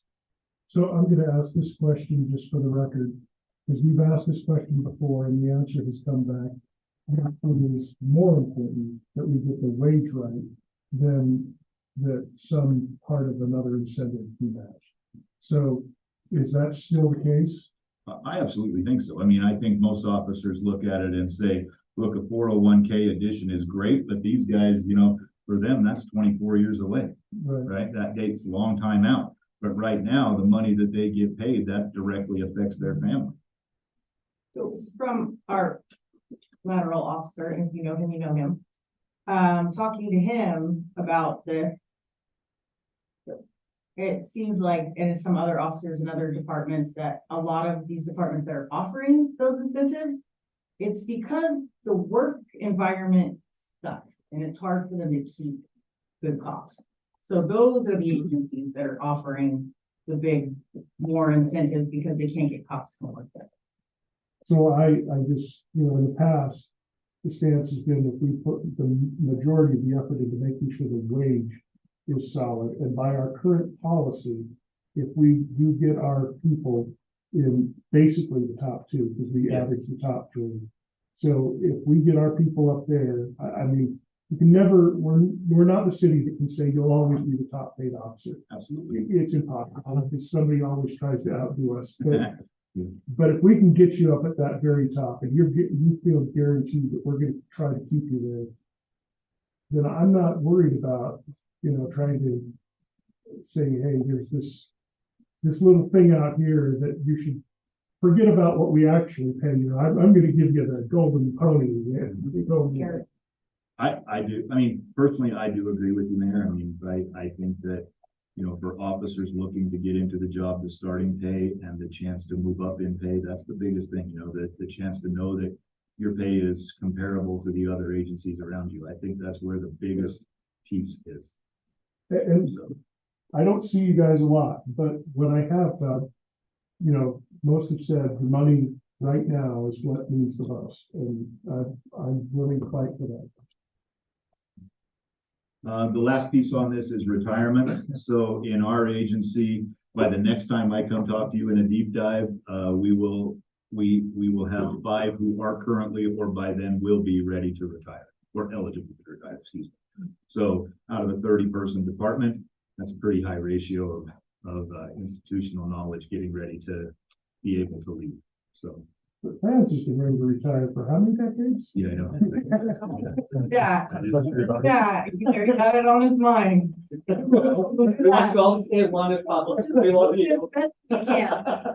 So here's a slide on just future considerations. All right. And here's the way I look at it. This is all about retention. And I pulled these from a lot of different sources. They're not just officers. This is dealing with like, why do employees either stay or leave? Okay. And so I look at these in green as the things that as the chief, I have complete control of. Right. So when someone comes in, the culture that I've helped build and that they help solidify, okay, and pass down the line, I have complete control over that. When we get into the orange, these are things that I may have partial control over, okay? Things that we could look at and say, I either have some control over it or I have the ability to do it a little bit better, all right? And then the final ones down at the bottom, these are the things that as chief, I depend on legislators and government to help me through those problems, all right? So what I tell you is that I think that these are the areas where when lateral hires are looking at it, yeah, the money's great that it's comparable, but I do think that we have a culture that people like being a part of. All right, and then I'll end with Tara's slide from the public safety chamber.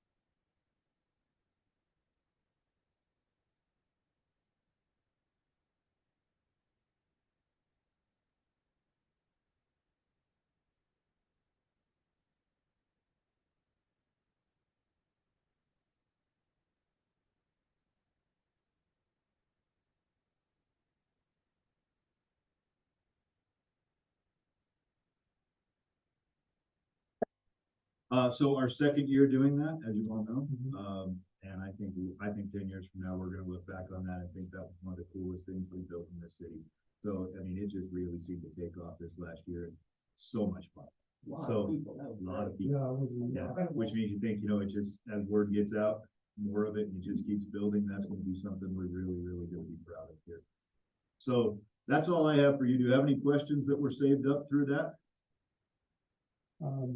Since you have a big presence here, just let me say personally, thank you for all you do every day. You mean a lot to us. I have one question. You had the crosswalk coordinator in 28, I believe. Yeah. I know that requires, a few hours of an officer's time every single day. I know we have officers stationed during that time anyway. Would it be beneficial to move that particular one? Because I feel like that's low hanging fruit. It wouldn't be an expensive position, but I think could offload your officers sooner. Yeah, I mean, it was more or less just looking at where do we absolutely need it. So what I would tell you is,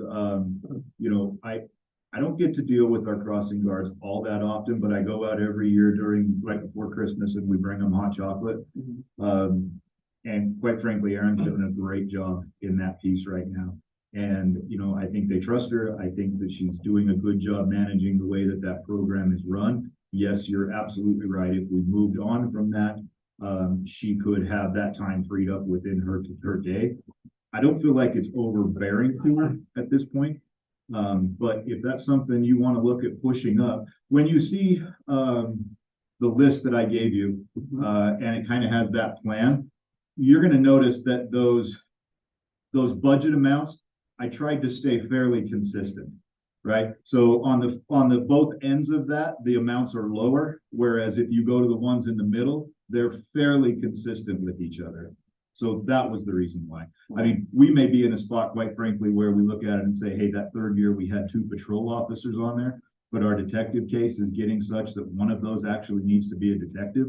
We might have to move something like that, but if that's something you would like to see in this coming budget year, I can put that in there with it. It's not going to be some great big scary number, I can tell you that. I know. I was just curious if I think at this point, your time best spent is. And this year could be significant because this year we've got freeway now to deal with.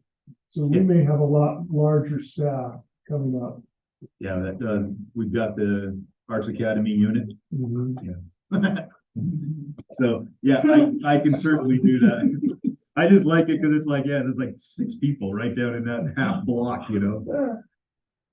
So yeah, that is something. Low hanging fruit. You bet. I can certainly put that up there. We'll have HR look at giving us a comparison for that. The mental load of it too, also, it was such a low Okay. cost. Other than that, if you don't have any questions for me, I'll sit down and Mayor, you can run with the concept on that backfill officer. So, yeah, I mean, so we've got the issue that we will have an officer to backfill, and there is a legal requirement that, not that we ever wouldn't, but we have to kind of have that job available when they return off of their service. I will say that in the past, there was some concern about making sure that we had an available position that natural attrition and natural hiring seem to work itself out.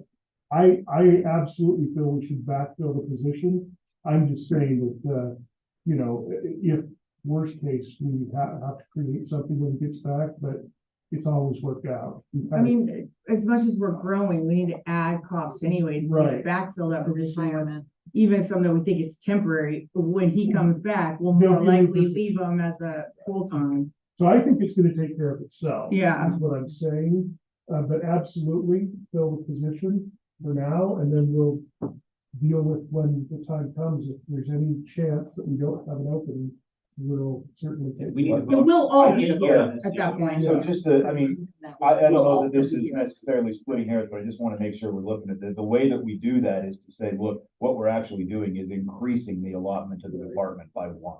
His position is just in hold. And then realistically, yes, we get them off, yes, we get them working while he's away, he comes back. We see that officer come on our books in 2026. But natural attrition, we've not been able to be fully staffed for a Yeah. while, and so. Absolutely, but again, I think the distinction of this is just to say, look, we're actually allowing one more officer in the department. So I guess my question is, I think we have, assuming that we fill it immediately, I believe we have the budget and we have the money in the general fund. I believe we do. Well, yeah, because we don't have to pay him Anything while else. he's So, gone, so I think, it comes due when he comes back. Great. Yeah, and I think what's, I think what's going on here is there's a question, sounds like, the question of, you can add that person, and so today, it's an additional police officer on our staffing. But it could be such that the council could do it without committing, keeping that additional in 2025 when it comes back. And when what the mayor's saying, now, the chances are is we will need that person and we will keep it. But I think what the mayor's saying is you're not necessarily committing future councils to keeping that by adding them now. Because natural attrition or people move around. That might be an available spot. You but the could, writing on the wall says we're gonna need them. You're right. Well, I mean, there wouldn't be future council. We're all still gonna be here in 2025. Well, that's something fine. You going Yeah. somewhere? I'm just saying. I might. You can't guarantee that. There's no question we have to back. Absolutely. Yeah. So I think Not we'll you, work Bob, it there's no out. recall. I think we're all confident about it, so. Yeah. Okay, Council, I appreciate it very much. Thank you for listening. thank you. Well done. Really, thank you. Okay, so, the next item on our agenda is the possible adjustment of one of our city code or park advisory committee. We've not done that, for a little while because it really has had a mission that hasn't been in conflict with other issues. So what I'd like to do is replace that with an active transportation advisory committee, because this is something we can get a lot of help with. And there's actually currently some money available that they could help us get that would help increase our active transportation. I've never been a fan of having a citizen committee try to tell us how we should spend the city park budget, because inevitably the people who get elected to council want to have some say about that too. And that was never matched. It's always, I had a discussion this week with Preston about it. And she said, you're right, this doesn't always jive. Somebody on that committee always feels like they were assigned to do a different task. So what I'm proposing is we change the task in the books, and then we do exactly what we're asking them to do. So, feedback. Shoot, I haven't been called for one meeting since we switched. Because there hasn't been one. There No, has- no, I thought they were there was something was it in here last one about them discussing something about like, It's about trails and, yeah. So I will say that, I'm not in favor of this. okay, I think we underutilize the Parks Advisory Committee. I'm okay changing it to Parks and Trails. Because I think those go hand in hand, and one of the tasks of the Parks Advisory Committee would be to make recommendations on trails. But I feel, I know you and I disagree on this, but I feel we should have citizen involvement in committees to help. I don't think we have a monopoly on good ideas for parks. I served on the Parks Advisory Committee, and I thought they came up with some great ideas. They came in with things they'd like to see. I would love to see Cresta go in and do updates. Well, in fact, I talked with Cresta about this. I think it'd be great to have a quarterly update on here's what we're doing in the parks. Here's the things we're working on. Here's the updates that will be coming up. Here's the 5-year plan. And I would love to get their inputs on some of that.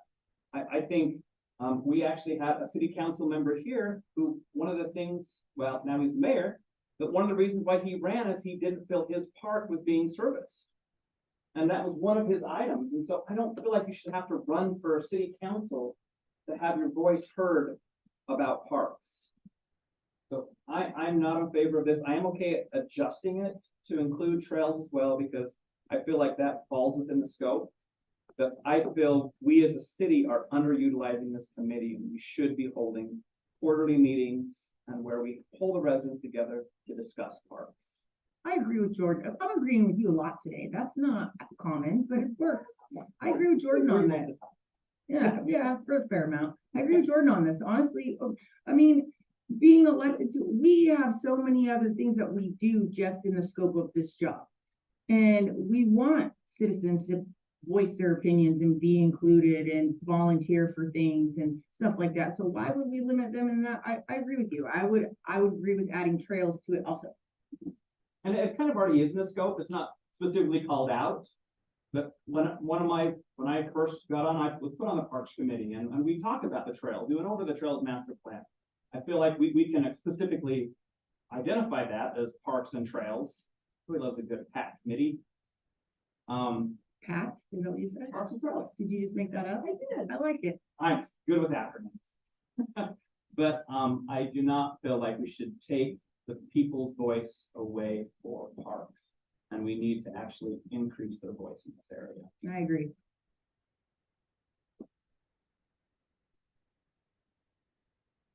Why are you mean bugging him? I need some help with what the So- difference is that's being proposed. So we've had different iterations of the Parks Advisory Committee. And in some places, they were asked to look after parks, which became quite an annoyance to the park staff who were trying very hard to keep track of that. I don't think that was part of the scope. We had a long past iteration where they gathered together and voted on how the city council should spend the parks money. And then they would get upset when city council had different priorities than they did. And it was always a conflict. And people would say, why am I on this committee if you're not going to spend the money the way I want? And they all have their pet projects, which are usually close to where they live. But we have a city of 10 square miles that has to be considered. I'm suggesting that this is something that I think is valuable, and we could find people who are focused on this particular aspect of it. But I'm not going to pass the assignment for them to compete with city council on where we should spend money, or be upset if city council doesn't agree. And honestly, we listen to Cresta and her team more than anything, because they're the boots on the ground. They're the ones every day doing safety checks and doing the updates on park maintenance. And I just feel like it's, the success of this is going to be if we adjust the scope. I disagree. In fact, I can read in the thing, establishment, it's already over city parks, trails, and related facilities. You're just saying, just take the parks and facilities out of it and just leave them with trails. Well, That's already the scope of this committee. Okay, so I was suggesting that we just change the mission here, and I was advised that because of the way that it's listed in the code, that we have to do a code adjustment. I'm okay looking at this and tweaking it, but I do not want to take the Parks Committee away from the people, and we need to do a better job We at don't have a populating. committee right now. That you're right. The mayor has the the responsibility to appoint people to this. So yes, it is not, you haven't appointed anyone in a while. That's right, And so, because there hasn't been a mission for them. I disagree. What is the active transportation advisory? So the state is putting out a real effort to increase our active transportation connections within the state. And I Read that as went to trails. yeah, basically Oh, trails, that is trails. yeah. And Trails It's and, not the bus system. trails No. and pedestrian Active, routes. so active is, you know, yeah. trails, Something that requires people power to move it around. All right. and Active those, they're transportation. putting money out there right now. I happen to sit on the active transportation committee for the Wasatch Regional Council. And I, as one of my COG assignments, and I see that there's money that we could go after if we were to organize our efforts. And I think that would be a good use of it. I think I brought that But up like people, last year, all fun. but people need to know that that's what they're signing up for. And that's the problem I've had when I've talked to people. They think they're signing up for something else. They think they're signing up for what?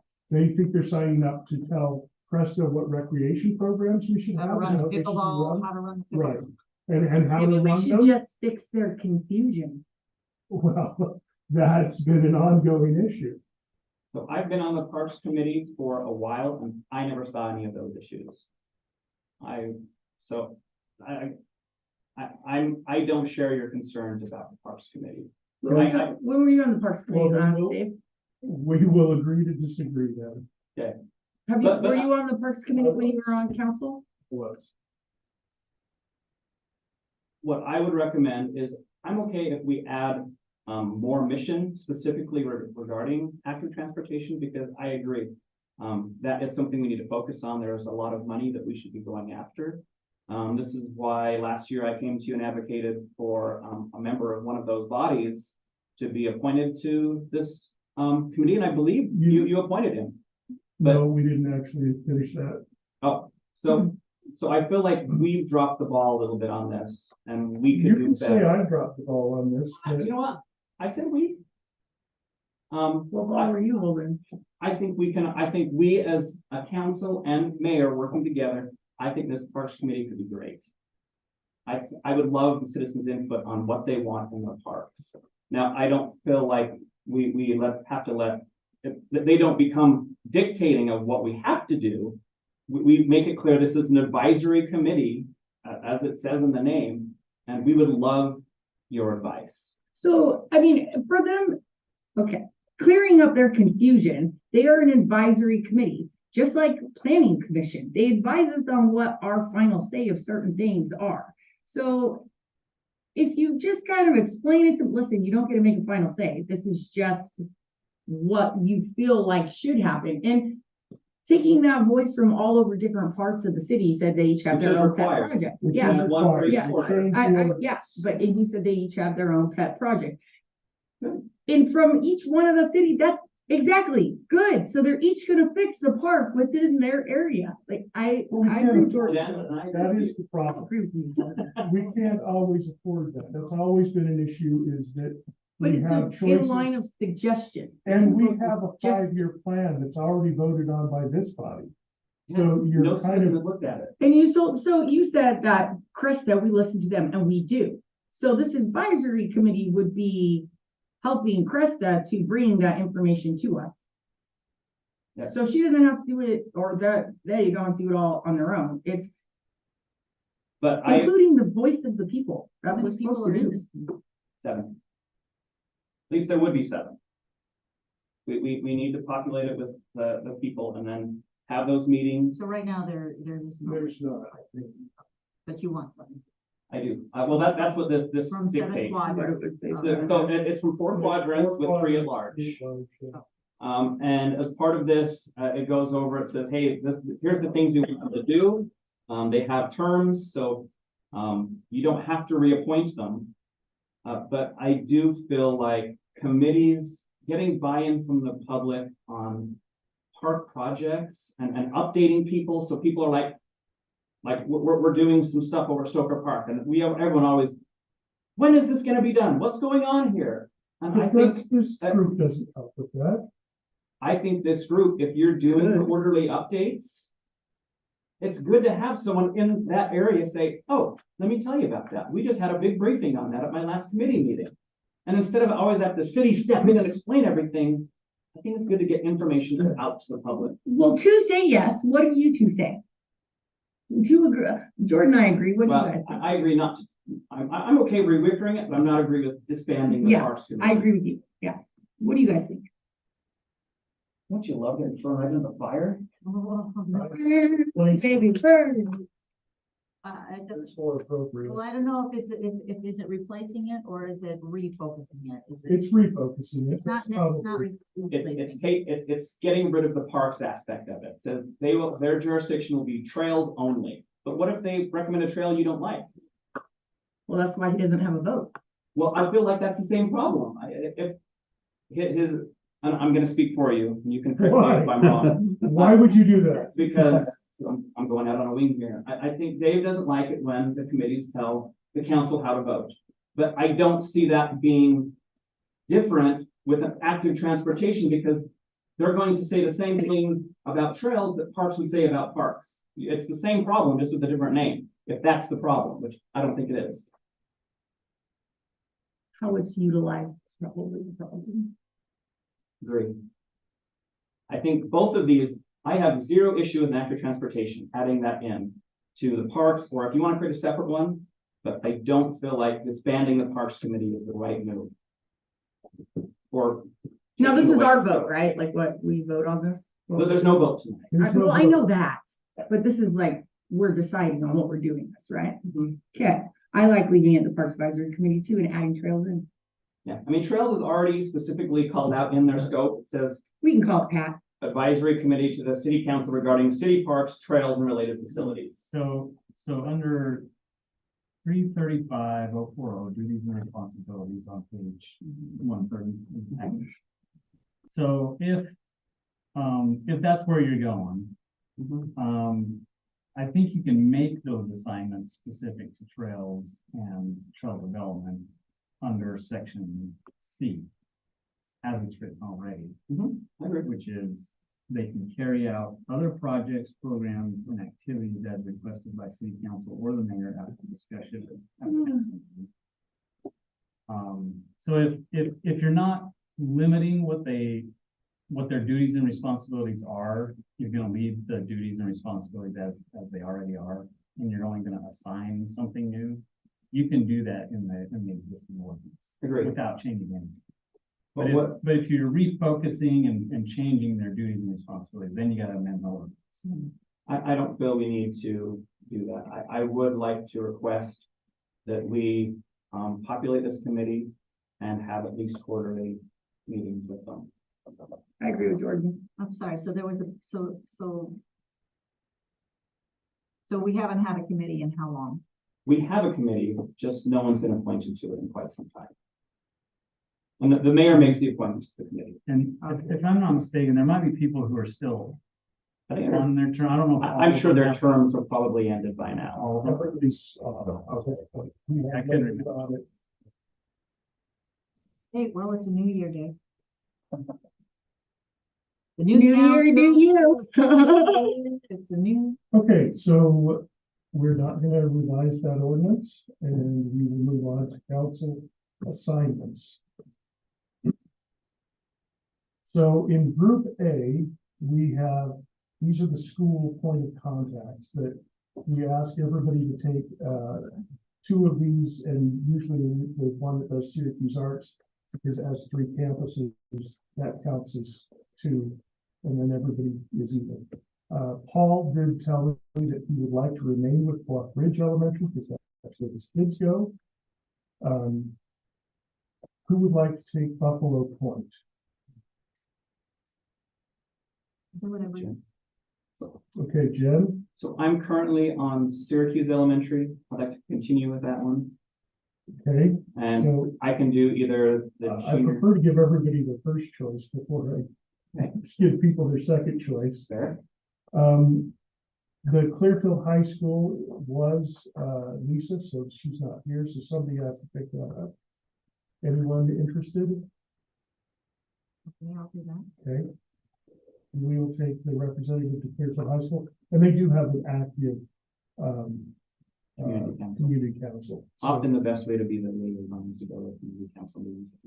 if you can, yeah. We have Cook Elementary, that was Seth, so somebody's gonna have to pick up Cook Elementary. Anyone? Well, I want to hear what Jordan had in mind, 'cause I've got kids in Syracuse Elementary, the junior high, and will be at the high school. So One at the high school. That's my only kid is at the high school, so I like that one. Okay, so what's your first choice? You get a pick. You get to pick Which one. did you say? I went with the elementary just because I'm actually currently the chair of the community council, so I'd like to continue in that since I'm I gonna be think there. that's wise. And I would request the junior high. Okay, so you take the junior high, and then as we go around, we've got, does anybody want to take the Arts Academy? Okay. Okay, Julie will take that. We have Legacy Junior High. We only have a few kids that go to that. And we have Cook Elementary, so who needs, I'm fine with either one of those. okay. Jordan, which one do you want for your second? I'm currently at the high school. Okay. Talked him several times. So- If Jen wants the high school, I'm willing to. Yeah, that's the only one. I only got one kid. That's Jen's what he High said. School and Buffalo, would you say Buffalo Point? Yes, Buffalo. All right, so who's Cook? We got Cook and Legacy, or one of those will go to Paul, I can do Cook. It's not. okay? You'll take Cook and then Legacy will be Paul. Okay, so let's go on to Group B. We have the employees appeal board that we have to staff with council members. We need 2 alternate members and 2 board members. So everybody will take those assignments. Looking forward, I was an alternate last time. Okay, I Jen? can continue with board. Jordan, then Julie and Brett, will you take the alternate? Sure. This does not meet often. No, I And was an so- alternate and I never met at all. Yeah, I don't think we met at all last year. Yeah. Okay, so the second part of Group B is that the Utah League of Cities Legislative Body Committee, they meet when the legislature's in session and just kind of review things that are there. We can have 3 voting members and 2 non-voting members. Traditionally, if you can't go because it is during the day, it's like noon on Mondays. And Brody's been going because most of the voting members are gone. But if you can take it, we'll make you a voting member. If not, you're an alternate. Okay, anybody can. Is it every week? During the legislature, but only during So the. 6 weeks. Yeah, so 6 Yeah, weeks. And then if Every monthly, Monday. outside of the legislature, they could be monthly. I've always wanted to, but I can't just Yeah, by work. and I fill in when I can, but it is inconsistent because of work. I'll do it. Okay, Julie will do I it. work 40 hours a week. I'll do it. Okay. And then we have traditionally also appointed, And there is a Zoom option, I believe. there is a Zoom option. And it's usually at the state capitol, which Oh, it is? when I started was the only option. There was no What a Zoom. drive, man. I don't even like leaving town. So what we've done in the past is also made the attorney and the city manager as possible voting members because they could fill in. And then they bring that advice on what the issues with the legislature are back to us. So I think if we leave that way, I'm good with that. Me too. So you want me to be the voting you'll member? be a voting member. Okay. And Brody will be a voting member, and the rest of us will be alternates and. Howard will fill in when he can. That's the. That's why you sent me out of the Yeah, room. no, I knew that was gonna happen, but, I would have got it off your printer, but it was locked. So, no, this is the League of Cities and Towns Legislative Policy Committee. Yeah, because, so, yeah, it's tough for city council members who work a 40-hour week to. You know, Go well, down I work from home. Okay. All right, Group C. Group C has got some notation on here that I want to address. One was changing the Parks Advisory to active transportation. We've settled that. there is an issue that I want to bring forward with the North Davis Chamber of Commerce. They meet in the middle of the day. I was just asked to serve on the Wasatch Regional Front Economic Development Group board. It is the only member of COG that is on that, which is, I'm flattered, and they have control of a lot of money that I didn't understand that they had until my meeting last Wednesday. But they said to me, well, you have your own chamber, so that's why we've never spent any money in Syracuse. Now, the North Davis Chamber doesn't have any money they invest in our city. So I'm wondering if this is something we want to continue or go where The money is, resources are. let's go where we can get some free money. I mean, I attend as possible. I don't attend all of them, but the chamber meetings for the Davis Chamber, because I'm on that committee, but I can't afford, they usually meet for lunch once a month. Which one is that, Dave? So the number 3, Group C? Group C, number 3, Group 3, okay. Davis Chamber of Commerce. You call it the Wasatch Front? Chamber Wasatch Front Regional Council has their own economic development board. that And works between with, that, with the Davis Chamber? Davis Chamber. okay, that's the Or, connection. yeah, and those, between those two, they decide how money is spent on business infrastructure. And they approached me saying, you guys' work on 193 that we just did that CRA for, because that was a big part of why they approached me. That's probably going to be one of the most applicable sites for us to spend some of this money in the next 5 years, because Farmington's been getting most of the money. They're really at a point where nothing can go there any further. They're kind of at a point where they're losing some of their investment at this point. So they're not going to spend more money there. West Point is what they think will be another place, but they have sewer issues, and the county's working on that. Because until they get some of that land where they can get sewer access, they can't develop their space. So we have an opportunity. So I definitely feel like we need to be represented in the Davis Chamber of Commerce. Right. So yes, absolutely. So the question is, do we continue with the North Davis Chamber? I want them to feel that we support them.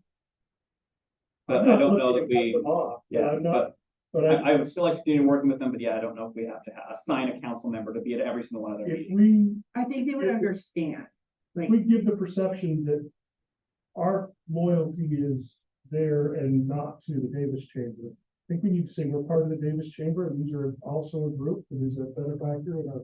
Anyone that's willing to invest in our community, we are happy to support. Yeah, but I'm not sounds like trying we're for to. sale We are. there. We as people are not for sale. We do want. So I don't know encourage if we need to business assign a communities. liaison. Make that clear. The other point or question is come up with Youth City Council. Youth City Council used to be a big thing. Yeah, that was my day. Yeah, back in your day, it was wonderful, but the reality is, in checking with this, we have not had a single person apply for this. We've had to go to the school counselor's offices and get them to recruit people to be on it. So if nobody's applying, We need to join up with a couple other cities. maybe that's the way to do it. Yeah, we need to join up with West Point and just some neighboring So cities. this year, we don't need to sign someone, but we want to continue working with that. I think we need to reestablish it. The Uh, question is, does it need an assigned person? This is now, I, Go ahead. ADHD, the youth court liaisons on here also, and we don't have one of those right No, We do have now. youth We do. forest. We do. Oh, good. Yeah. Good. We When did that happen? reestablished that. A month ago? Thanks for the phone call. We announced it in council meeting. They just barely met Thursday. Thank My you. daughter's on it, that's all. That's good. That's Sorry, awesome. it was announced to council. Who's the Mm. advisor? Me, Oh, not the advisor, I'm a liaison there, There's our but advisor, you hire new ones. Michelle Hicks, yeah. yes. So, That was a horrible situation. Didn't need to be. What? We'll talk we'll about talk about it. Sorry. Okay, so in group two, remaining. We have the Architectural Review Board, the Arts Council. I have been working with the Arts Council, and I'm willing to continue that. The Davis Chamber is open. Disaster Prep Committee, which meets regularly. Museum Advisor has been Jen. I asked them if they wanted to keep me or if they would like a new representative and they would like to keep me. No, I love them. They're great. They're the best people. Would you like to continue then? I So, would. I'm happy to let you continue, so let's mark that down. Jennifer will be the Museum Advisory Board. Planning Commission Liaison. We have traditionally rotated this every couple of years because it takes up your whole means of every Tuesday, not just our Tuesdays. I was gonna say, you feel like we should be there? No. We definitely, Paul did definitely drop the ball on those. After a while, he stopped sending us updates and that makes things difficult. Paul said he would continue, but he doesn't have to. Is he gonna update us?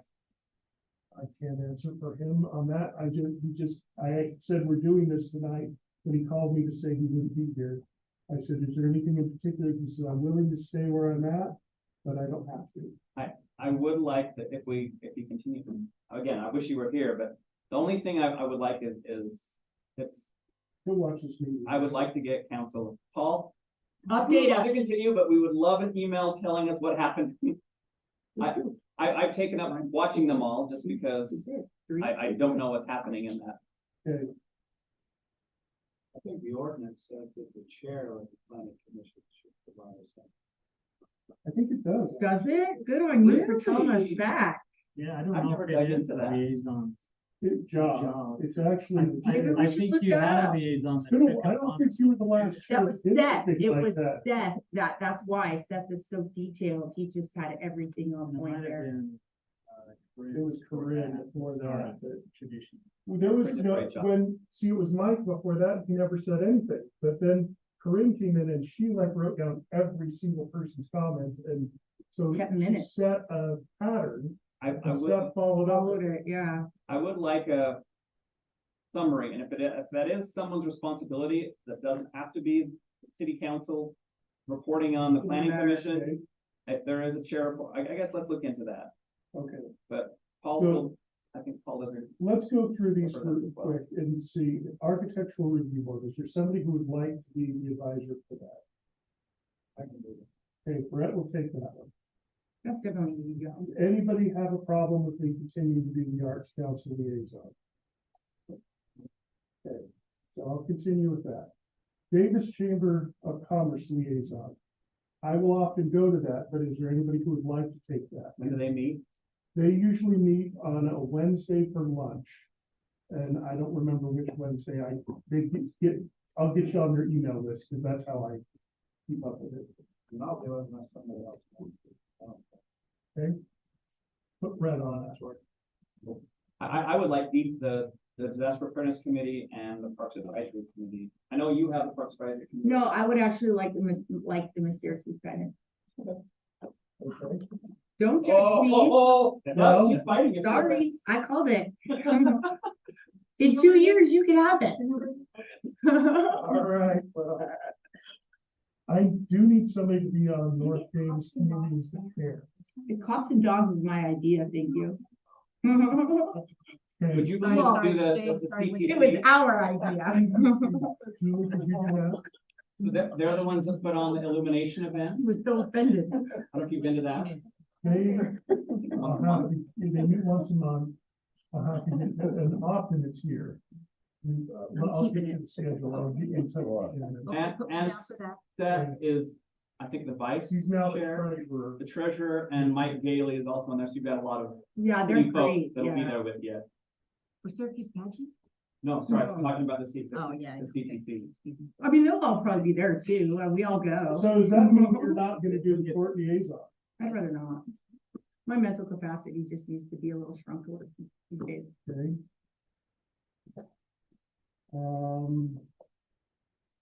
So are you okay, Julie, with, youth court? They're really Youth great court? people. Yeah, But, and we're not gonna do the youth city council. we're not Yeah, right now. it's You don't really do much for youth court. You just take updates from them and they contact you when they need more from you. Okay, yes. Either that or we could, arm wrestle for Miss Syracuse. No, Let's no, do this. no, I will for, They've been so excited. okay, We meet how on often? It's Thursday night, Thursday night. You don't have to be there. You don't have to go. Yeah. but it's not every Thursday, is it? It is. It is. It is. I But again, you have to be there. I met with If you our check in with them once a month. quarterly, that's great. Yeah. If you just check Yeah, in that is Not quarterly, intentional, that's- it's summer. it's great. My husband did youth court Yeah, years ago. and so, yeah, just to be clear on a lot of these, your role as the council is, as the liaison is to liaise. You're Make sure they know. You're that the they line of can do it. communication directly to the city council. Okay. And I can assist you in that because my daughter will probably be telling me stuff anyway, but I already have to. And just to be clear on the Me too. Syracuse pageant, because Is this this has your been an third one? issue that came up.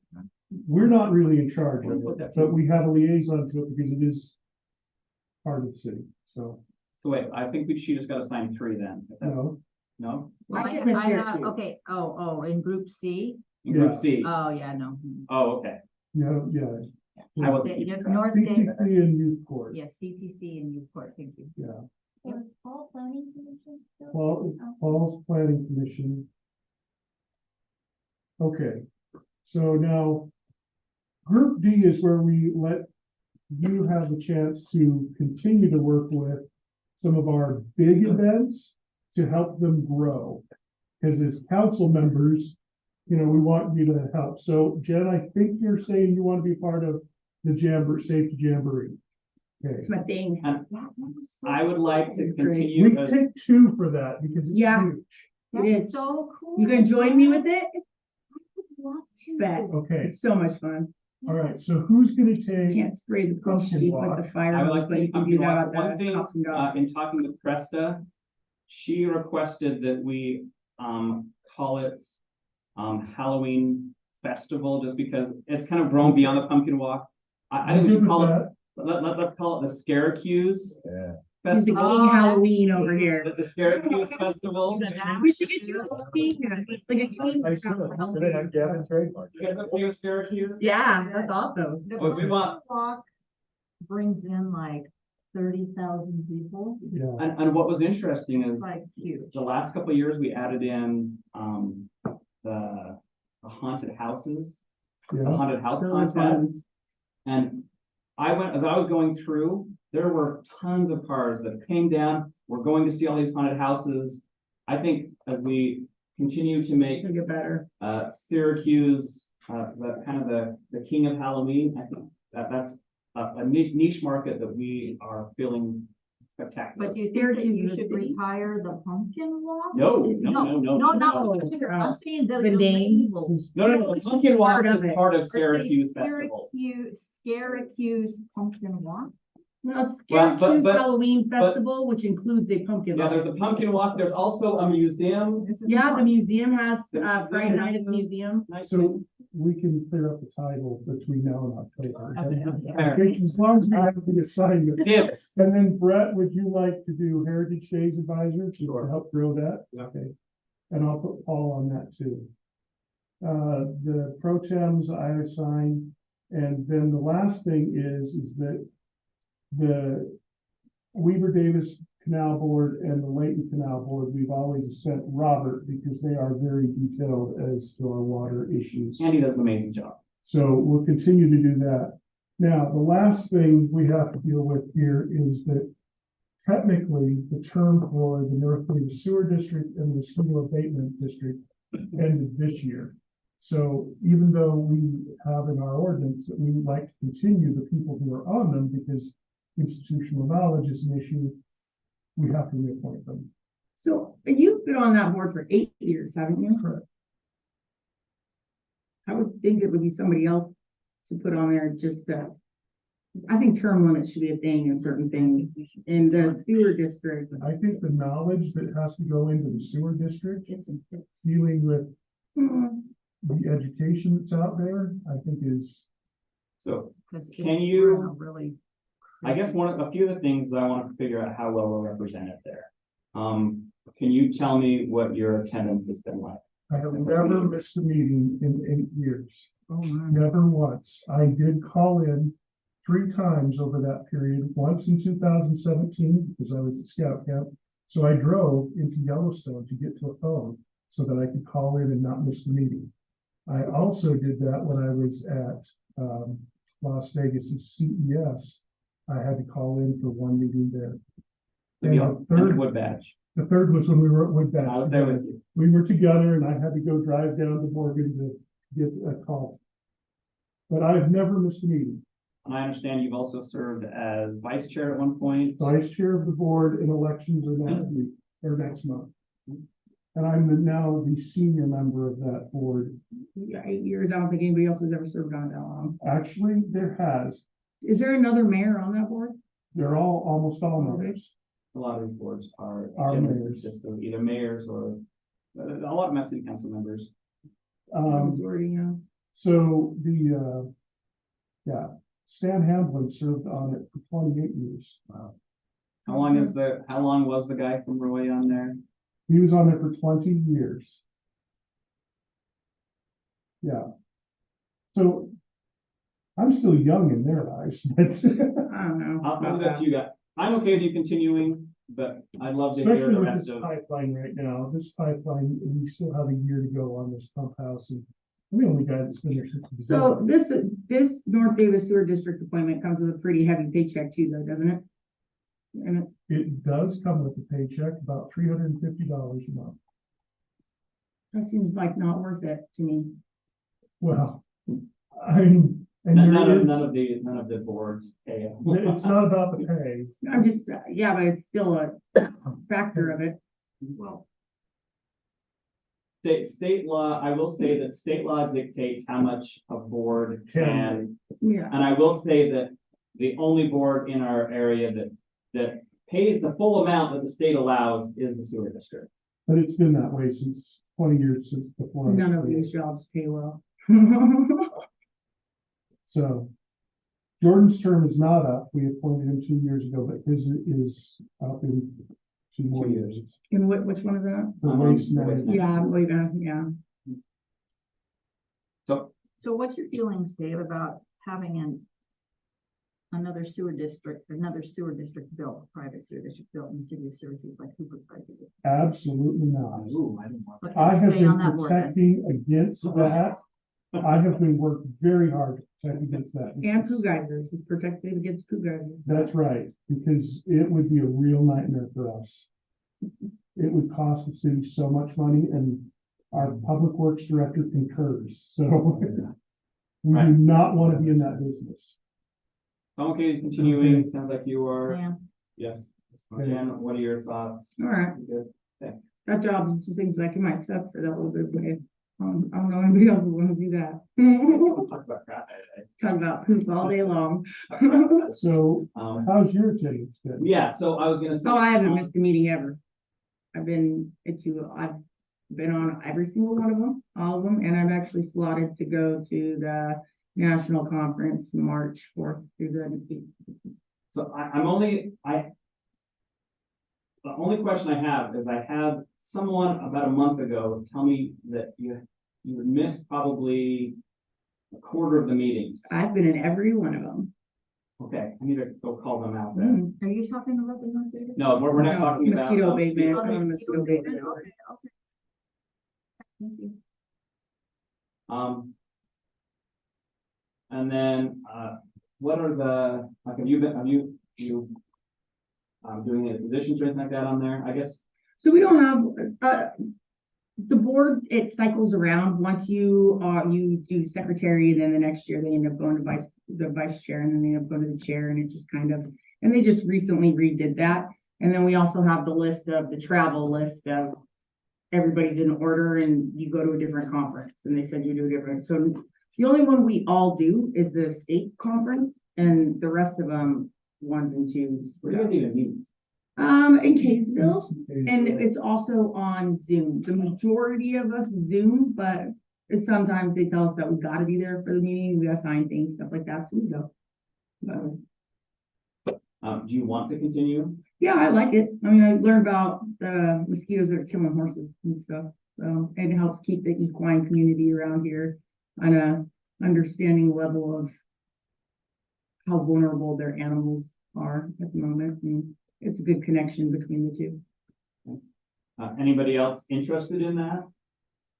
Mosquito abatement? Okay. All right, so I'm gonna You adjourn us bet. from that work session and move, and I'm gonna call to order a special business meeting. Where we will have a public hearing. So we need to hear resolution 24-03, appointing myself to the sewer district. And ordinance 24-04, appointing Councilwoman Carver to the mosquito abatement district. We need to adopt the agenda. Sure, Is that what you're calling for? yeah, adopt the agenda. So moved. Second and third. All in favor? Aye. Any opposed? So I'll call a public hearing. Is there anyone here to speak on the board appointments? There is none, so I will close the public hearing.